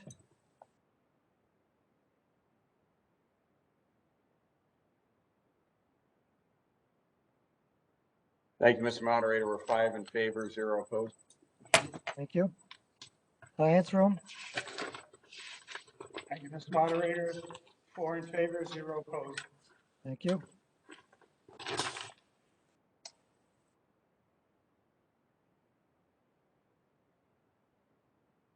All right, the amendment passes 83-1. Now that brings us back to a vote on the amended motion. Are there any further comments? Okay, Amy, let's send out a poll, please.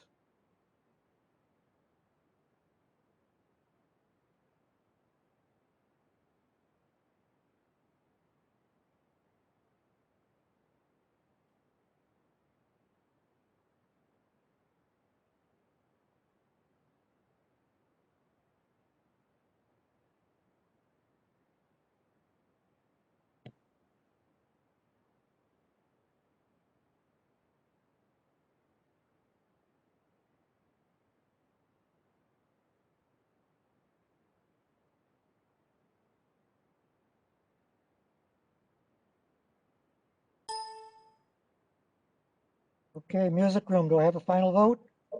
You do, Mr. Moderator. We are 5 in favor, 0 opposed. Thank you. Science room? Mr. Moderator, 4 in favor, 0 opposed. Thank you. Amy?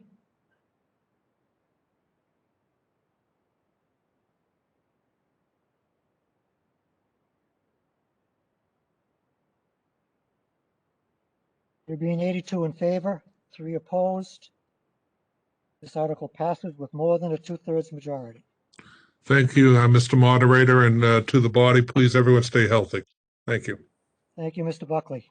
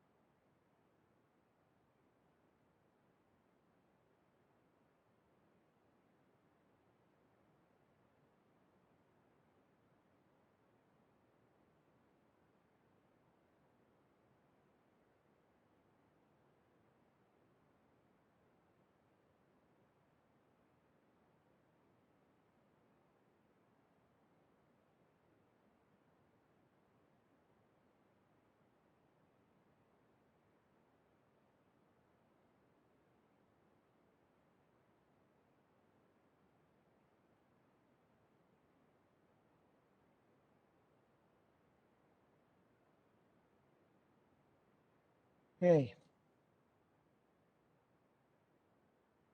Article 33 has been moved and seconded by the Ways and Means Committee, and it is as printed in the warrant, but with one typo to fix. The last paragraph refers to a Town of Burlington assessor's map. As printed, it says 53-7-14. That needs to be 53-7-5, if you could make that change.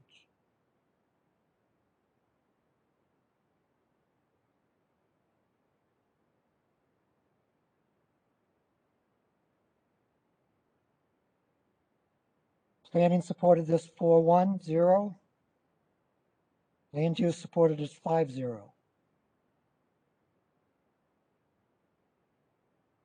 Planning, you have something to say on this? Do we have a presentation? Thank you, Mr. Moderator. Kristen Kasner, Planning Director. I think there was also a vote of the Board of Selectmen.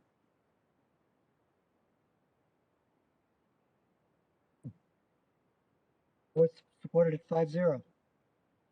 Thank you. With that, welcome. Thank you. It's always good to finally be here at the end of the town meeting. We have 2 more to go. We can do this. Let's see. Can everyone hear me? Okay. Yes? Okay, good. All right, next. So Article 33, amend zoning map to rezone property to the high-rise industrial district. Brady, next slide. How did we get here?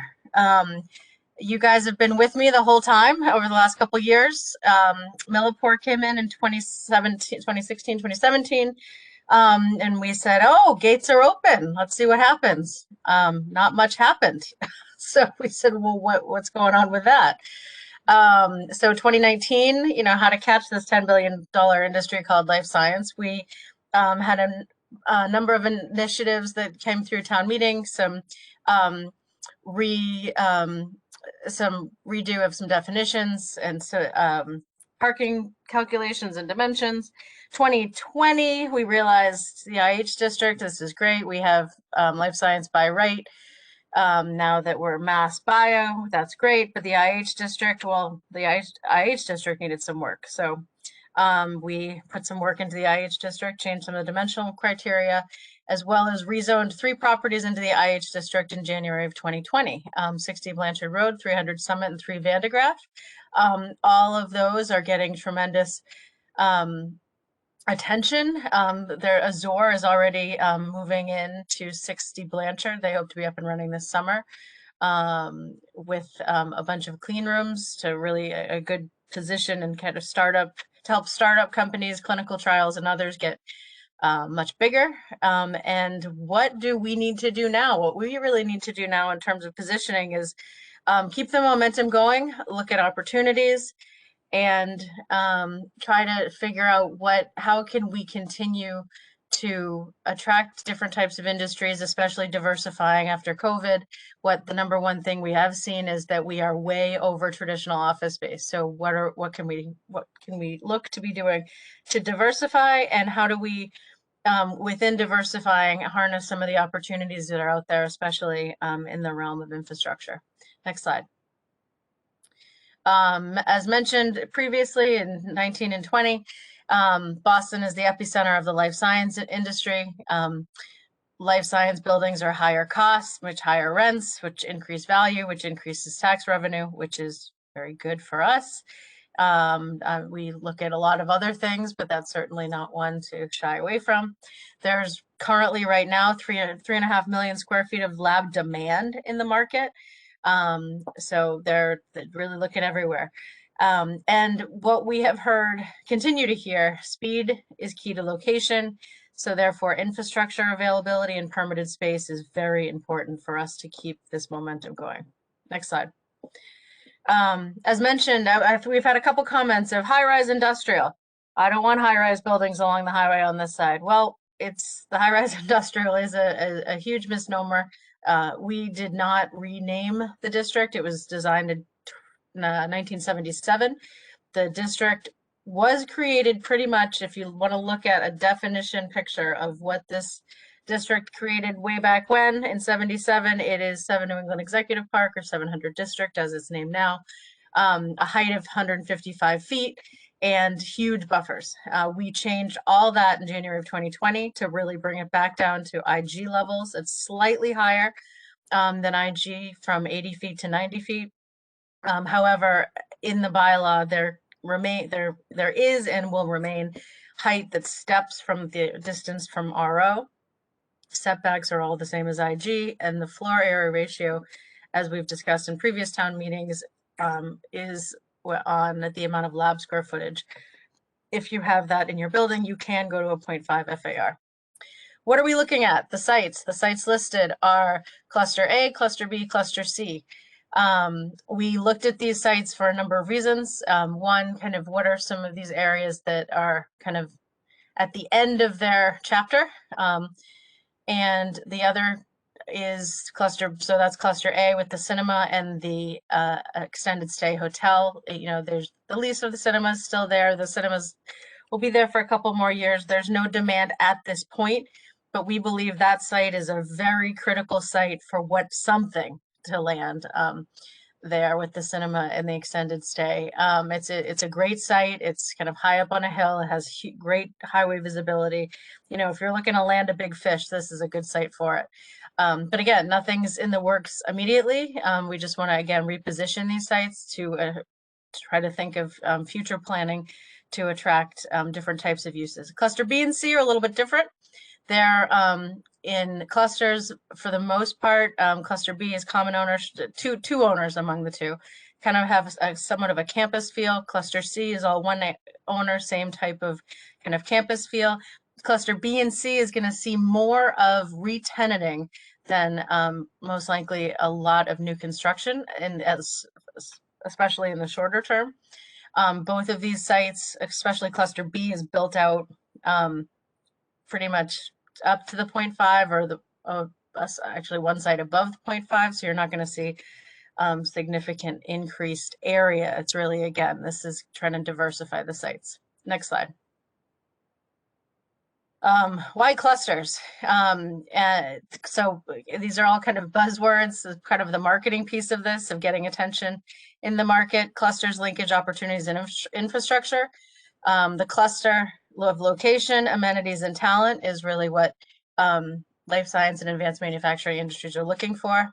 Just a story, in the 1990s when Sun Microsystems located in Burlington, some of you were on town meeting, and I thank you all for those votes. That was fantastic. And Sun came, and then Oracle came, and it was like, you know, they're all here, and it's very good for us, and it's good for the momentum.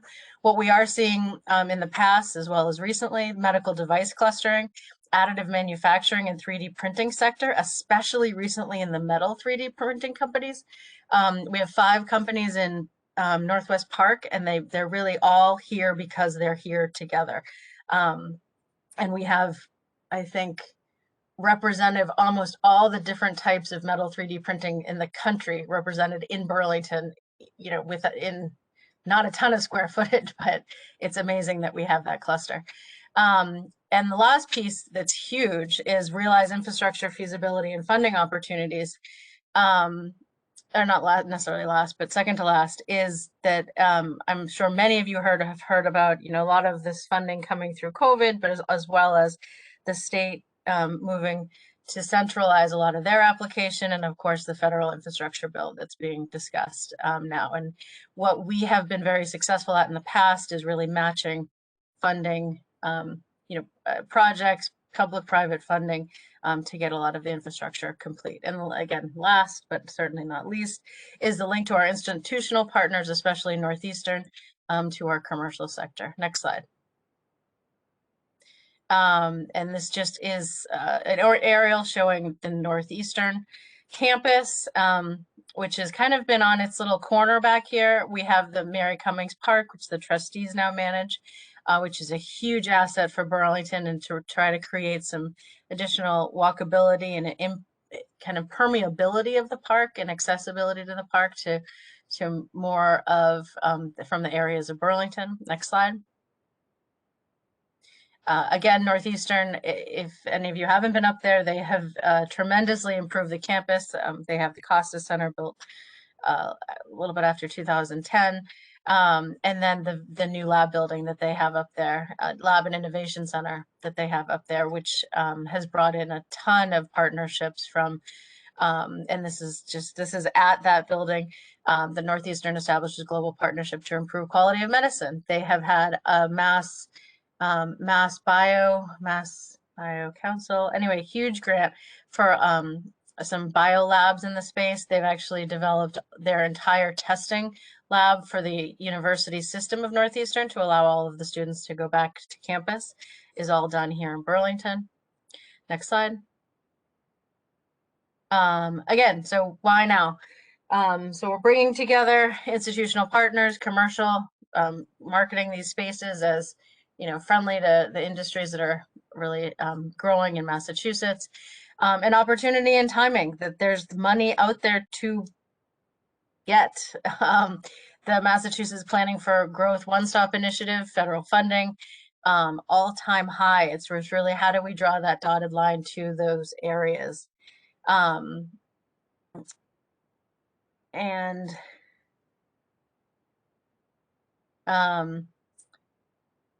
Again, next slide. I've talked enough about how much life science is growing, which I think you all get. But anyway, so if we can reposition these sites to meet the kind of the needs of, you know, economic success of the Commonwealth, and we can look at that to try to unlock a lot of the infrastructure and funding options that we've been looking at for years, and like as long as I've been in Burlington, and I'm sure many years before that. The Cambridge Bedford South Bedford Street intersection of Woburn, that's a bottleneck that creates, you know, diversion of traffic, diversion into residential neighborhoods. The road conditions along Blanchard Wheeler, where you have flooding and icing in the winter. There's a lack of sidewalks, bicycle connections. You have some really great bike paths, but they don't connect very well down here. Access to Mary Cummings Park.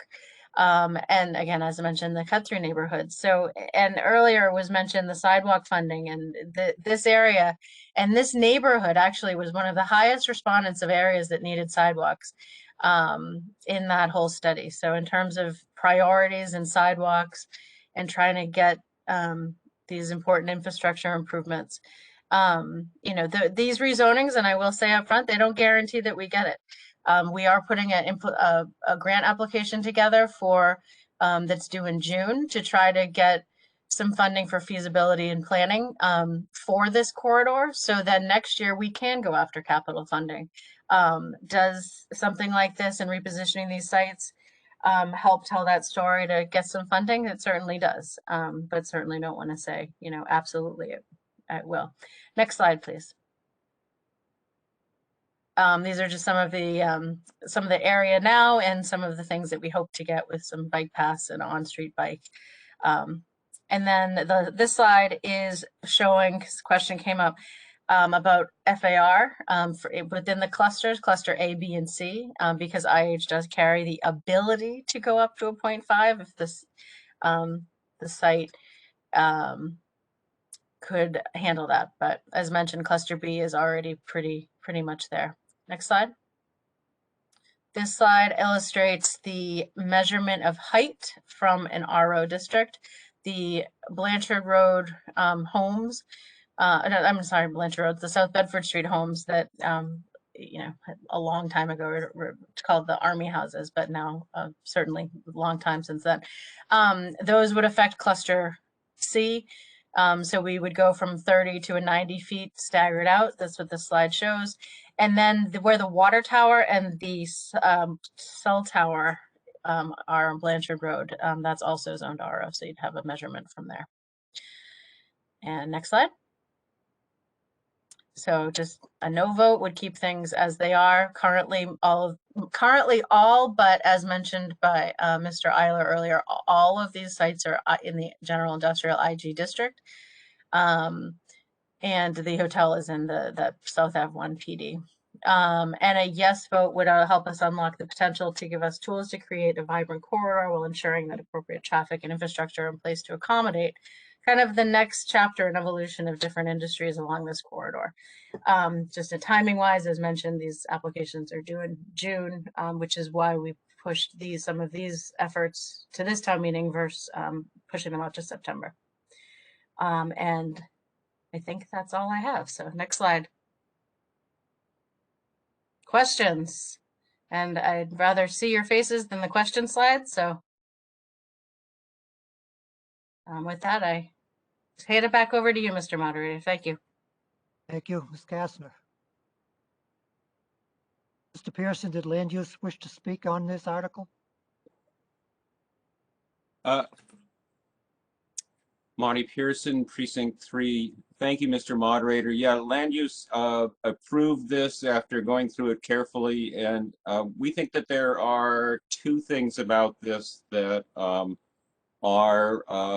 really something that we should be paying attention to. One is that by doing this rezoning, we are able to redevelop land that is already commercial land, already served by Route 128, and they will then be redeveloped and reused and improved, enhanced, rather than building on forest land or grasslands or taking up a park or something like that. It's areas that we're already using. So I think that it's a good strategy to do that. The second is that it is a very good strategy to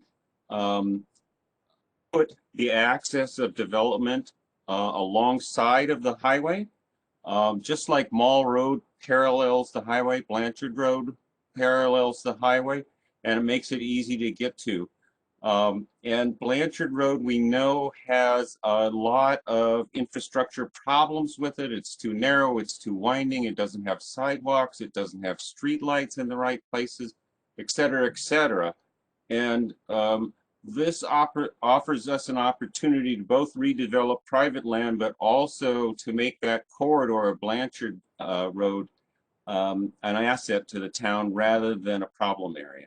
So land use supported this unanimously and thinks that it's a good way to step ahead for the town. Thank you, Mr. Pearson. Mr. Davison. Thank you, Doug Davison, Precinct 2. I'm very supportive of this change. I think it's important that we move in this direction and continue to support growth in this direction. It is being proposed basically by the planning department, but there wasn't a unanimous vote of the planning board. I was just wondering, is there a dissenting opinion? Is there some reason that the planning board didn't support this unanimously? Ms. Kastner? I don't like to speak on behalf of the planning board, but I'm actually going to give this one to Brenda, the chairman of Brenda Rappaport, the chairman of the planning board. I will say that the dissenting vote is not on, so I'm not sure if we will fully be able to answer that question, but Brenda, if you would take over. Well, Ms. Rappaport can speak for the committee. Thank you, Mr. Moderator. I think that you know, I hate to speak for one of my board members who is not present, but you know, he did address some concerns about infrastructure. He addressed some concerns about traffic, and you know, I think hopefully, you know, if we can obtain these grants, this is a great opportunity for us to address the issues of concern. You know, over the past week, I've attended a conference regarding life science, and you know, the life science companies are coming back and saying we're bypassing Burlington and going to Bedford and to other communities where they can be shovel ready. So you know, we're in essence, if we don't move forward with this, you know, we're losing businesses, and you know, as I'm sure you're all aware, you know, a lot of us haven't returned back to office. This gives us an opportunity to, you know, change the outlook for the building owners. You know, we can't keep these buildings vacant. And I think, you know, I'm heavily in support of this this rezoning. Thank you, Mr. Moderator. Thank you, Ms. Rappaport. Mr. Eiler? Thank you, Mr. Moderator. John Eiler, Precinct 6. I think this is a great idea. It's very forward-thinking, and you know, trying to open up the development to other opportunities that seem like they're more likely to pan out. So it makes a lot of sense that way. The only thing I would point out, just going back to the PDD in Cluster A, that 40 South Avenue isn't a PDD. So unlike all the other ones are being rezoned from IG to IH, but this one into PDD going to IH, a potential small unintended consequence is IH allows marijuana dispensaries, which is something that wouldn't have been allowed into PDD. All the other ones, it's not a change there, but I would just caution us to make sure we consider the unintended consequences in rezoning things to IH in the future. If they're already in industrial use, there's no issue, but may give us a surprise if we're not careful. But I definitely support this change. Thank you. Bye. Ms. Hughes? Thank you, Mr. Moderator. Betsy Hughes, Precinct 7. This has been an issue in our precinct in particular because our precinct has Blanchard Road in it, and there are a number of residences on Blanchard and Muller, as well as some of the cut-through streets that Kristen mentioned. And I just wanted to mention that the concerns were really around infrastructure and then kind of health and safety. Over the course of all the hearings that have been going on and various discussions, with the Board of Health, Kristen did go to the Board of Health and did a presentation there. And in looking at that, it appears the Board of Health is well positioned to manage this. And as they continue to grow, it is my hope and what I trust that they're going to invest in their technical currency as the biotech world evolves, and the safety precautions that they need to make sure are in place to protect the residents in those areas. I think that they will do it. I think also the infrastructure needs, which have been referenced here, are real and serious. And if there is a way for that to get elevated, both for the sidewalks as well as the roads, which can, in the winter, are just not safe. I think that would be good. So long-winded way of me saying, I support this amendment with those things in mind. I don't support marijuana going in there though. So John, I'm kind of glad you mentioned that. I'm not sure what we do about that, but in terms of this amendment as it has been flushed out, and thank you, Kristen, for doing all of that and being responsive to our the constituents in my precinct. So that's what I have to say. Thank you. Ms. Kastner. Thank you. I just wanted to clarify, when you drop the marijuana bomb, it's like it needs to be clarified. So recreational marijuana is not allowed in Burlington anywhere. Medical marijuana is allowed by special permit in the IG district and the IH district and the IR district. So to all of the sites, with the exception of the extended stay hotel, nothing has changed. It's already allowed by special permit. So in terms of medical marijuana, nothing changes in any way, whether you go from IG to IH in terms of allowing medical marijuana on those sites. The extended stay medical marijuana wasn't a discussion point back in 1980 something, or when we did that. So anyway, just clarifying that. Nothing changes on the marijuana front. Thank you, Ms. Kastner. Mr. Parker. Thank you, Mr. Moderator. Rick Parker, also Precinct 7. Those of us that were on the Master Plan Steering Committee spent, several years and talking about all types of issues related to the town. And when we talked about economic development and the economic viability of Burlington's future, we discussed how heavy we were into the tech sector. And, we were thinking in the future with artificial intelligence, we've got to really be able to protect and diversify, our stock of commercial buildings. So part of that was to hire an economic developer, to have a position here in Burlington that up until this point we hadn't had, where competing cities and towns immediately surrounding us had long had these positions there to try to bring some of these, especially in life sciences, bring them into their areas. Couple that with come up to modern days. Well, certainly COVID helped show us that people can work from home in the tech sector. And while we do hope to get, a lot of those people back to work, there is no guarantee that we'll get those people back to work.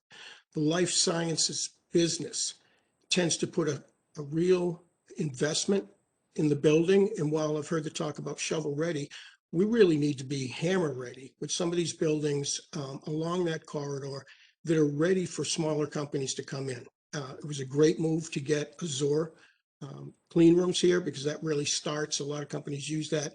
But to be able to have these buildings that are now, especially down at Blanchard Road, we've got several that have high vacancies.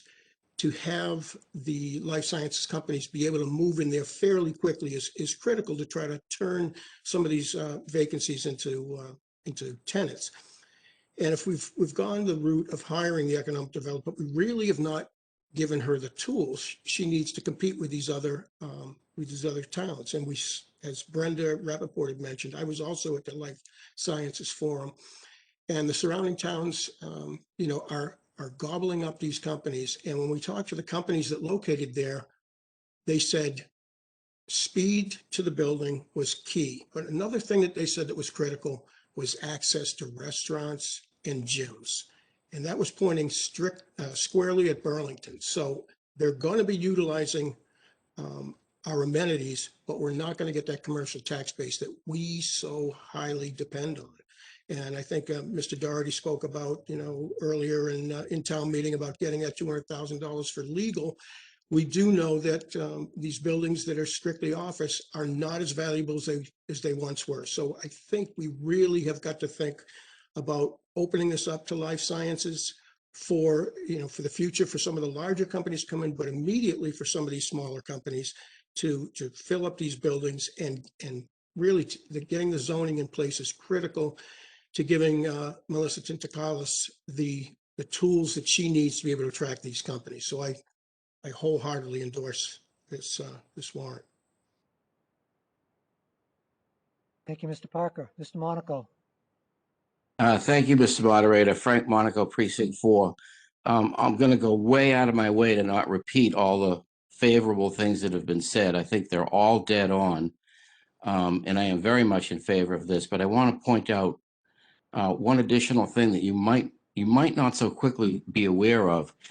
By setting the stage for smaller firms, 50, maybe even 100, but certainly small organizations to come in quickly and start to go to work on building out their R&D and making initial products is really critical, not just because it gets them here and it gets them started, but venture capitalists are often behind these businesses, and it brings an awful lot of financial focus on those companies in this community. And out of, say, the 10 you bring in here, 1 or 2 of them can go to the next stage where they can actually either get bought, just get bigger. That's when you open up the opportunity for bigger spaces. And the VCs that are behind these things will really support that. And you'll get the economic engine from private money as well as from just the company having organic growth. And that is just so important for this kind of an industry to take root in a community. And I have the personal experience of working at was 128 Corporate Place on Blanchard Road. And a very small company rented a floor in that building from PowerSoft. It was somewhat of a shipwreck, but we were all focused on building a business, and we did. And it brought a lot of revenue to Burlington indirectly and then directly through other companies that were bought and sold. So I think the right thing to do is look for the small companies and the life sciences right now, and some really good things will have the chance to happen. The IT industry is obvious, robotic stuff and analytics and all of that are coming anyway, but we're maybe in a slightly better position to get them, but even that hasn't happened to a large degree. But this is a chance, and I encourage us to pass this. Thank you. Thank you, Mr. Monaco. Anything further?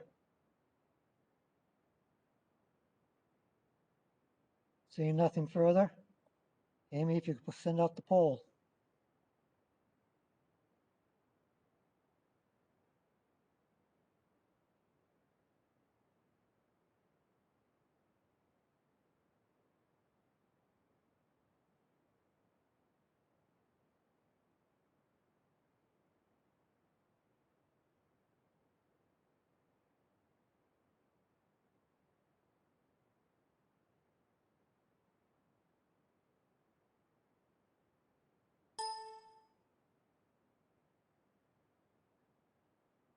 Music Room, do I have a vote? Thank you, Mr. Moderator. Music Room is 5 in favor, 0 opposed. Thank you. Science? Thank you, Mr. Moderator. 3 in favor, 0 opposed. Thank you.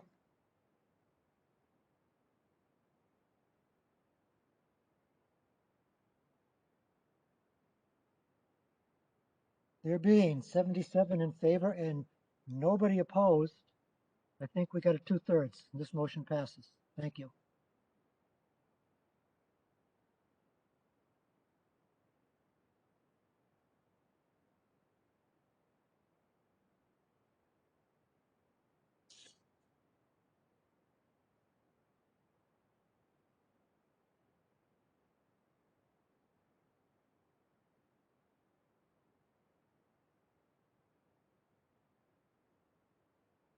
Now, I know this will disappoint all of you, but this is the last article.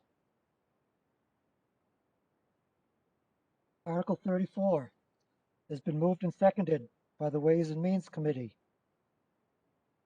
See if the town will vote to amend Article 7, Section 7.2.7 for parking structures and garages, and the rest is as written, as printed in the warrant.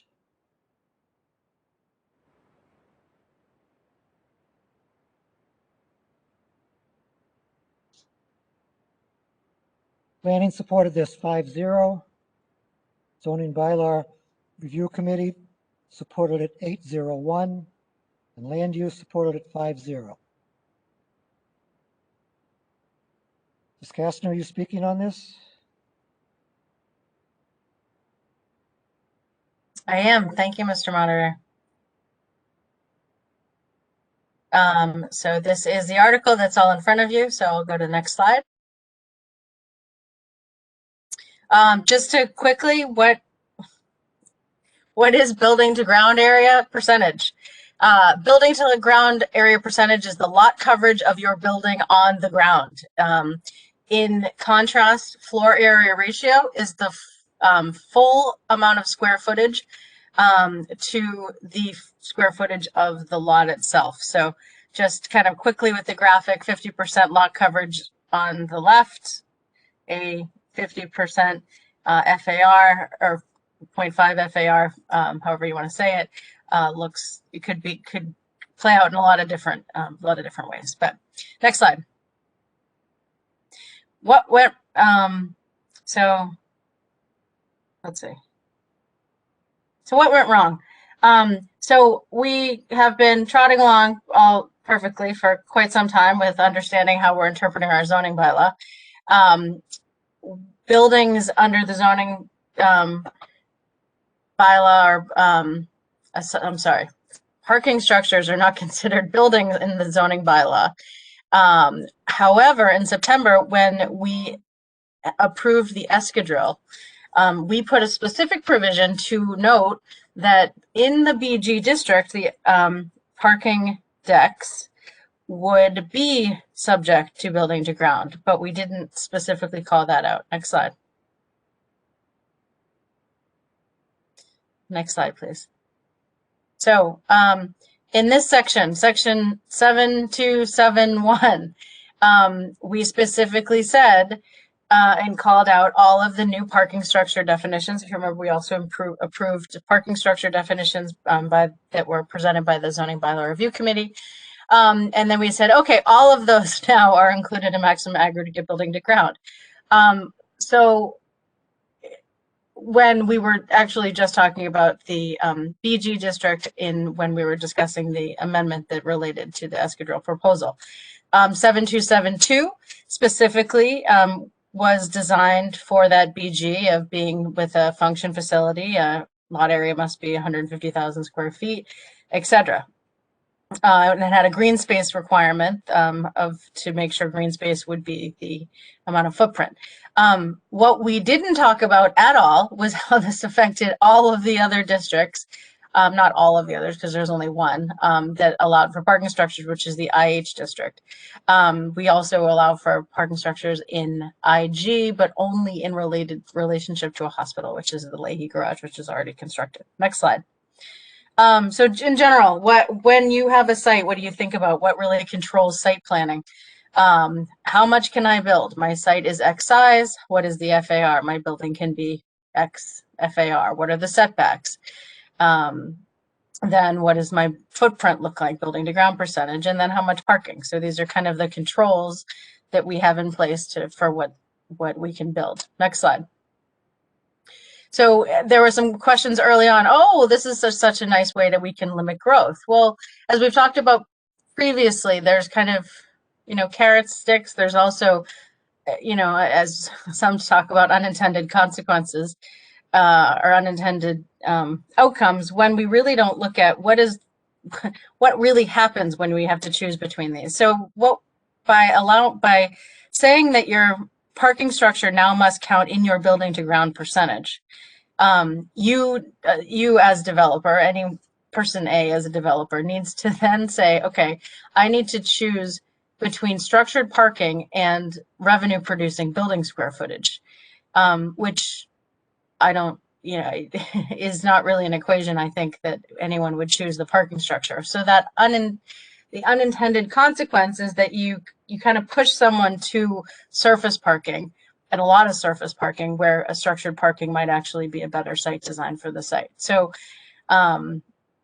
anyway, next slide. So what is this? This allows for us to get better site design. As I mentioned before, the parking, the January amendment, actually, sorry, the no, I didn't mention this before. The January amendment for parking structures was a green space equivalent, so that under building parking, you have to make sure that there's set aside green space for that under building parking, which was part of the IH amendment we did in January of 2020. Next slide. So if we vote no, we will likely not see parking garages because we are incentivizing surface parking over structured with this unintended change. If we vote yes, we'll go back to where we were prior to September 2020, and we'll hopefully see where parking or that we want to try to incentivize parking garage or parking under building where possible, and allow for additional green space, and not penalize for associated building square footage, and hopefully create a much better site design, getting to our actual goals of better circulation, building placement, additional green space, etc. So that is that. And again, I'd rather see you than the question slide. So any questions? Happy to entertain any of them. Thank you. Questions on this article? Mr. Kelly.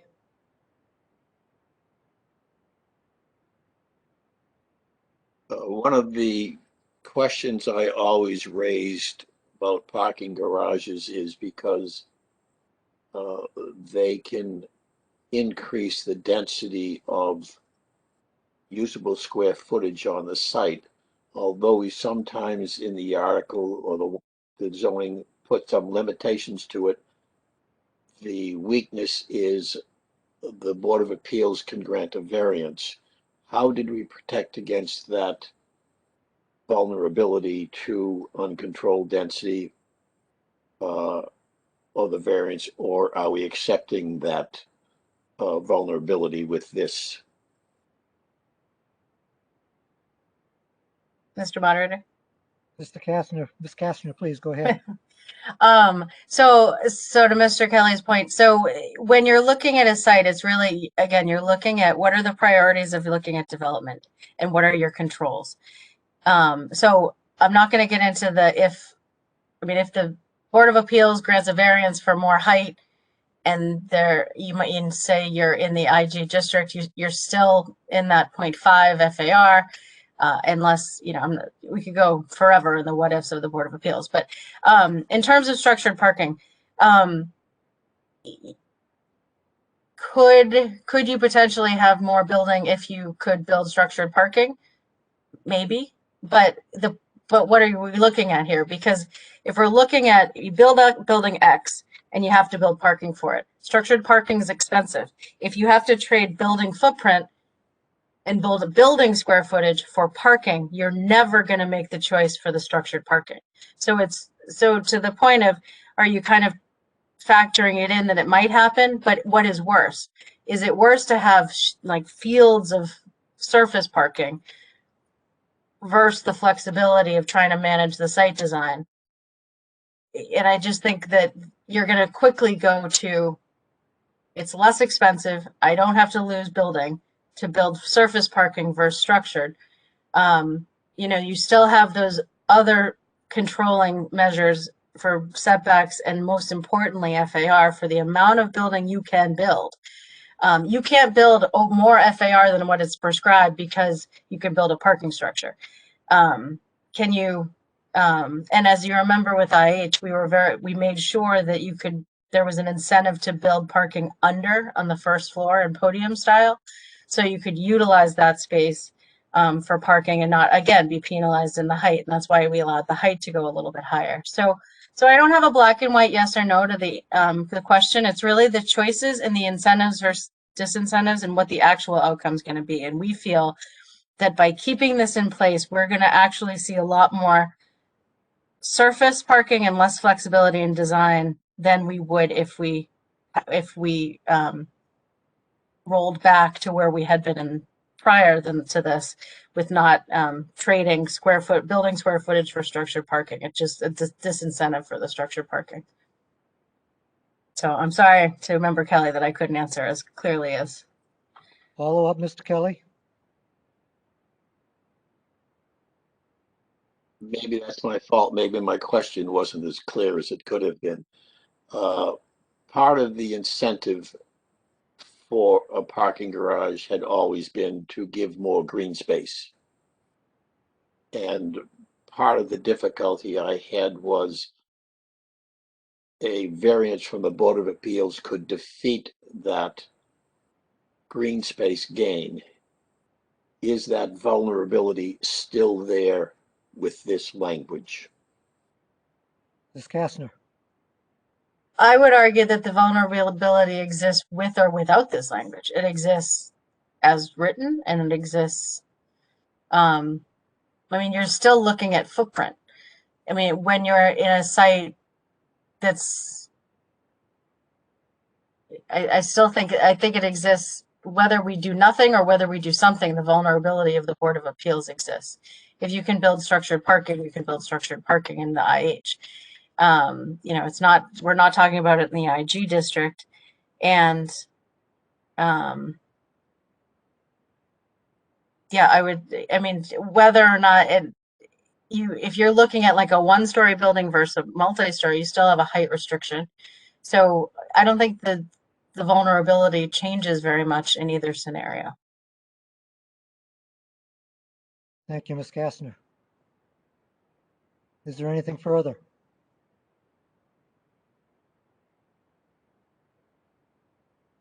Seeing no further questions, Amy, can we have a poll?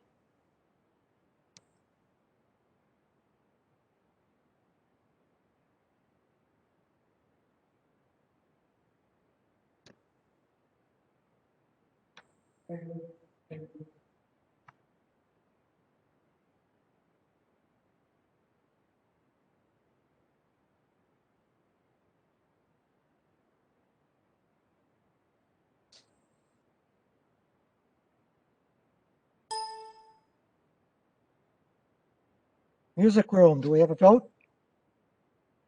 We do. Thank you, Mr. Moderator. We are 5 in favor, 0 opposed. Thank you. Science room? Moderator, 3 in favor, 0 opposed. Thank you.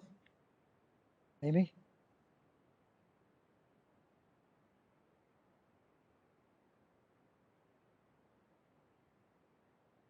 There being 74 in favor, 1 opposed, and 1 abstention, this clearly has a 2/3 majority and passes.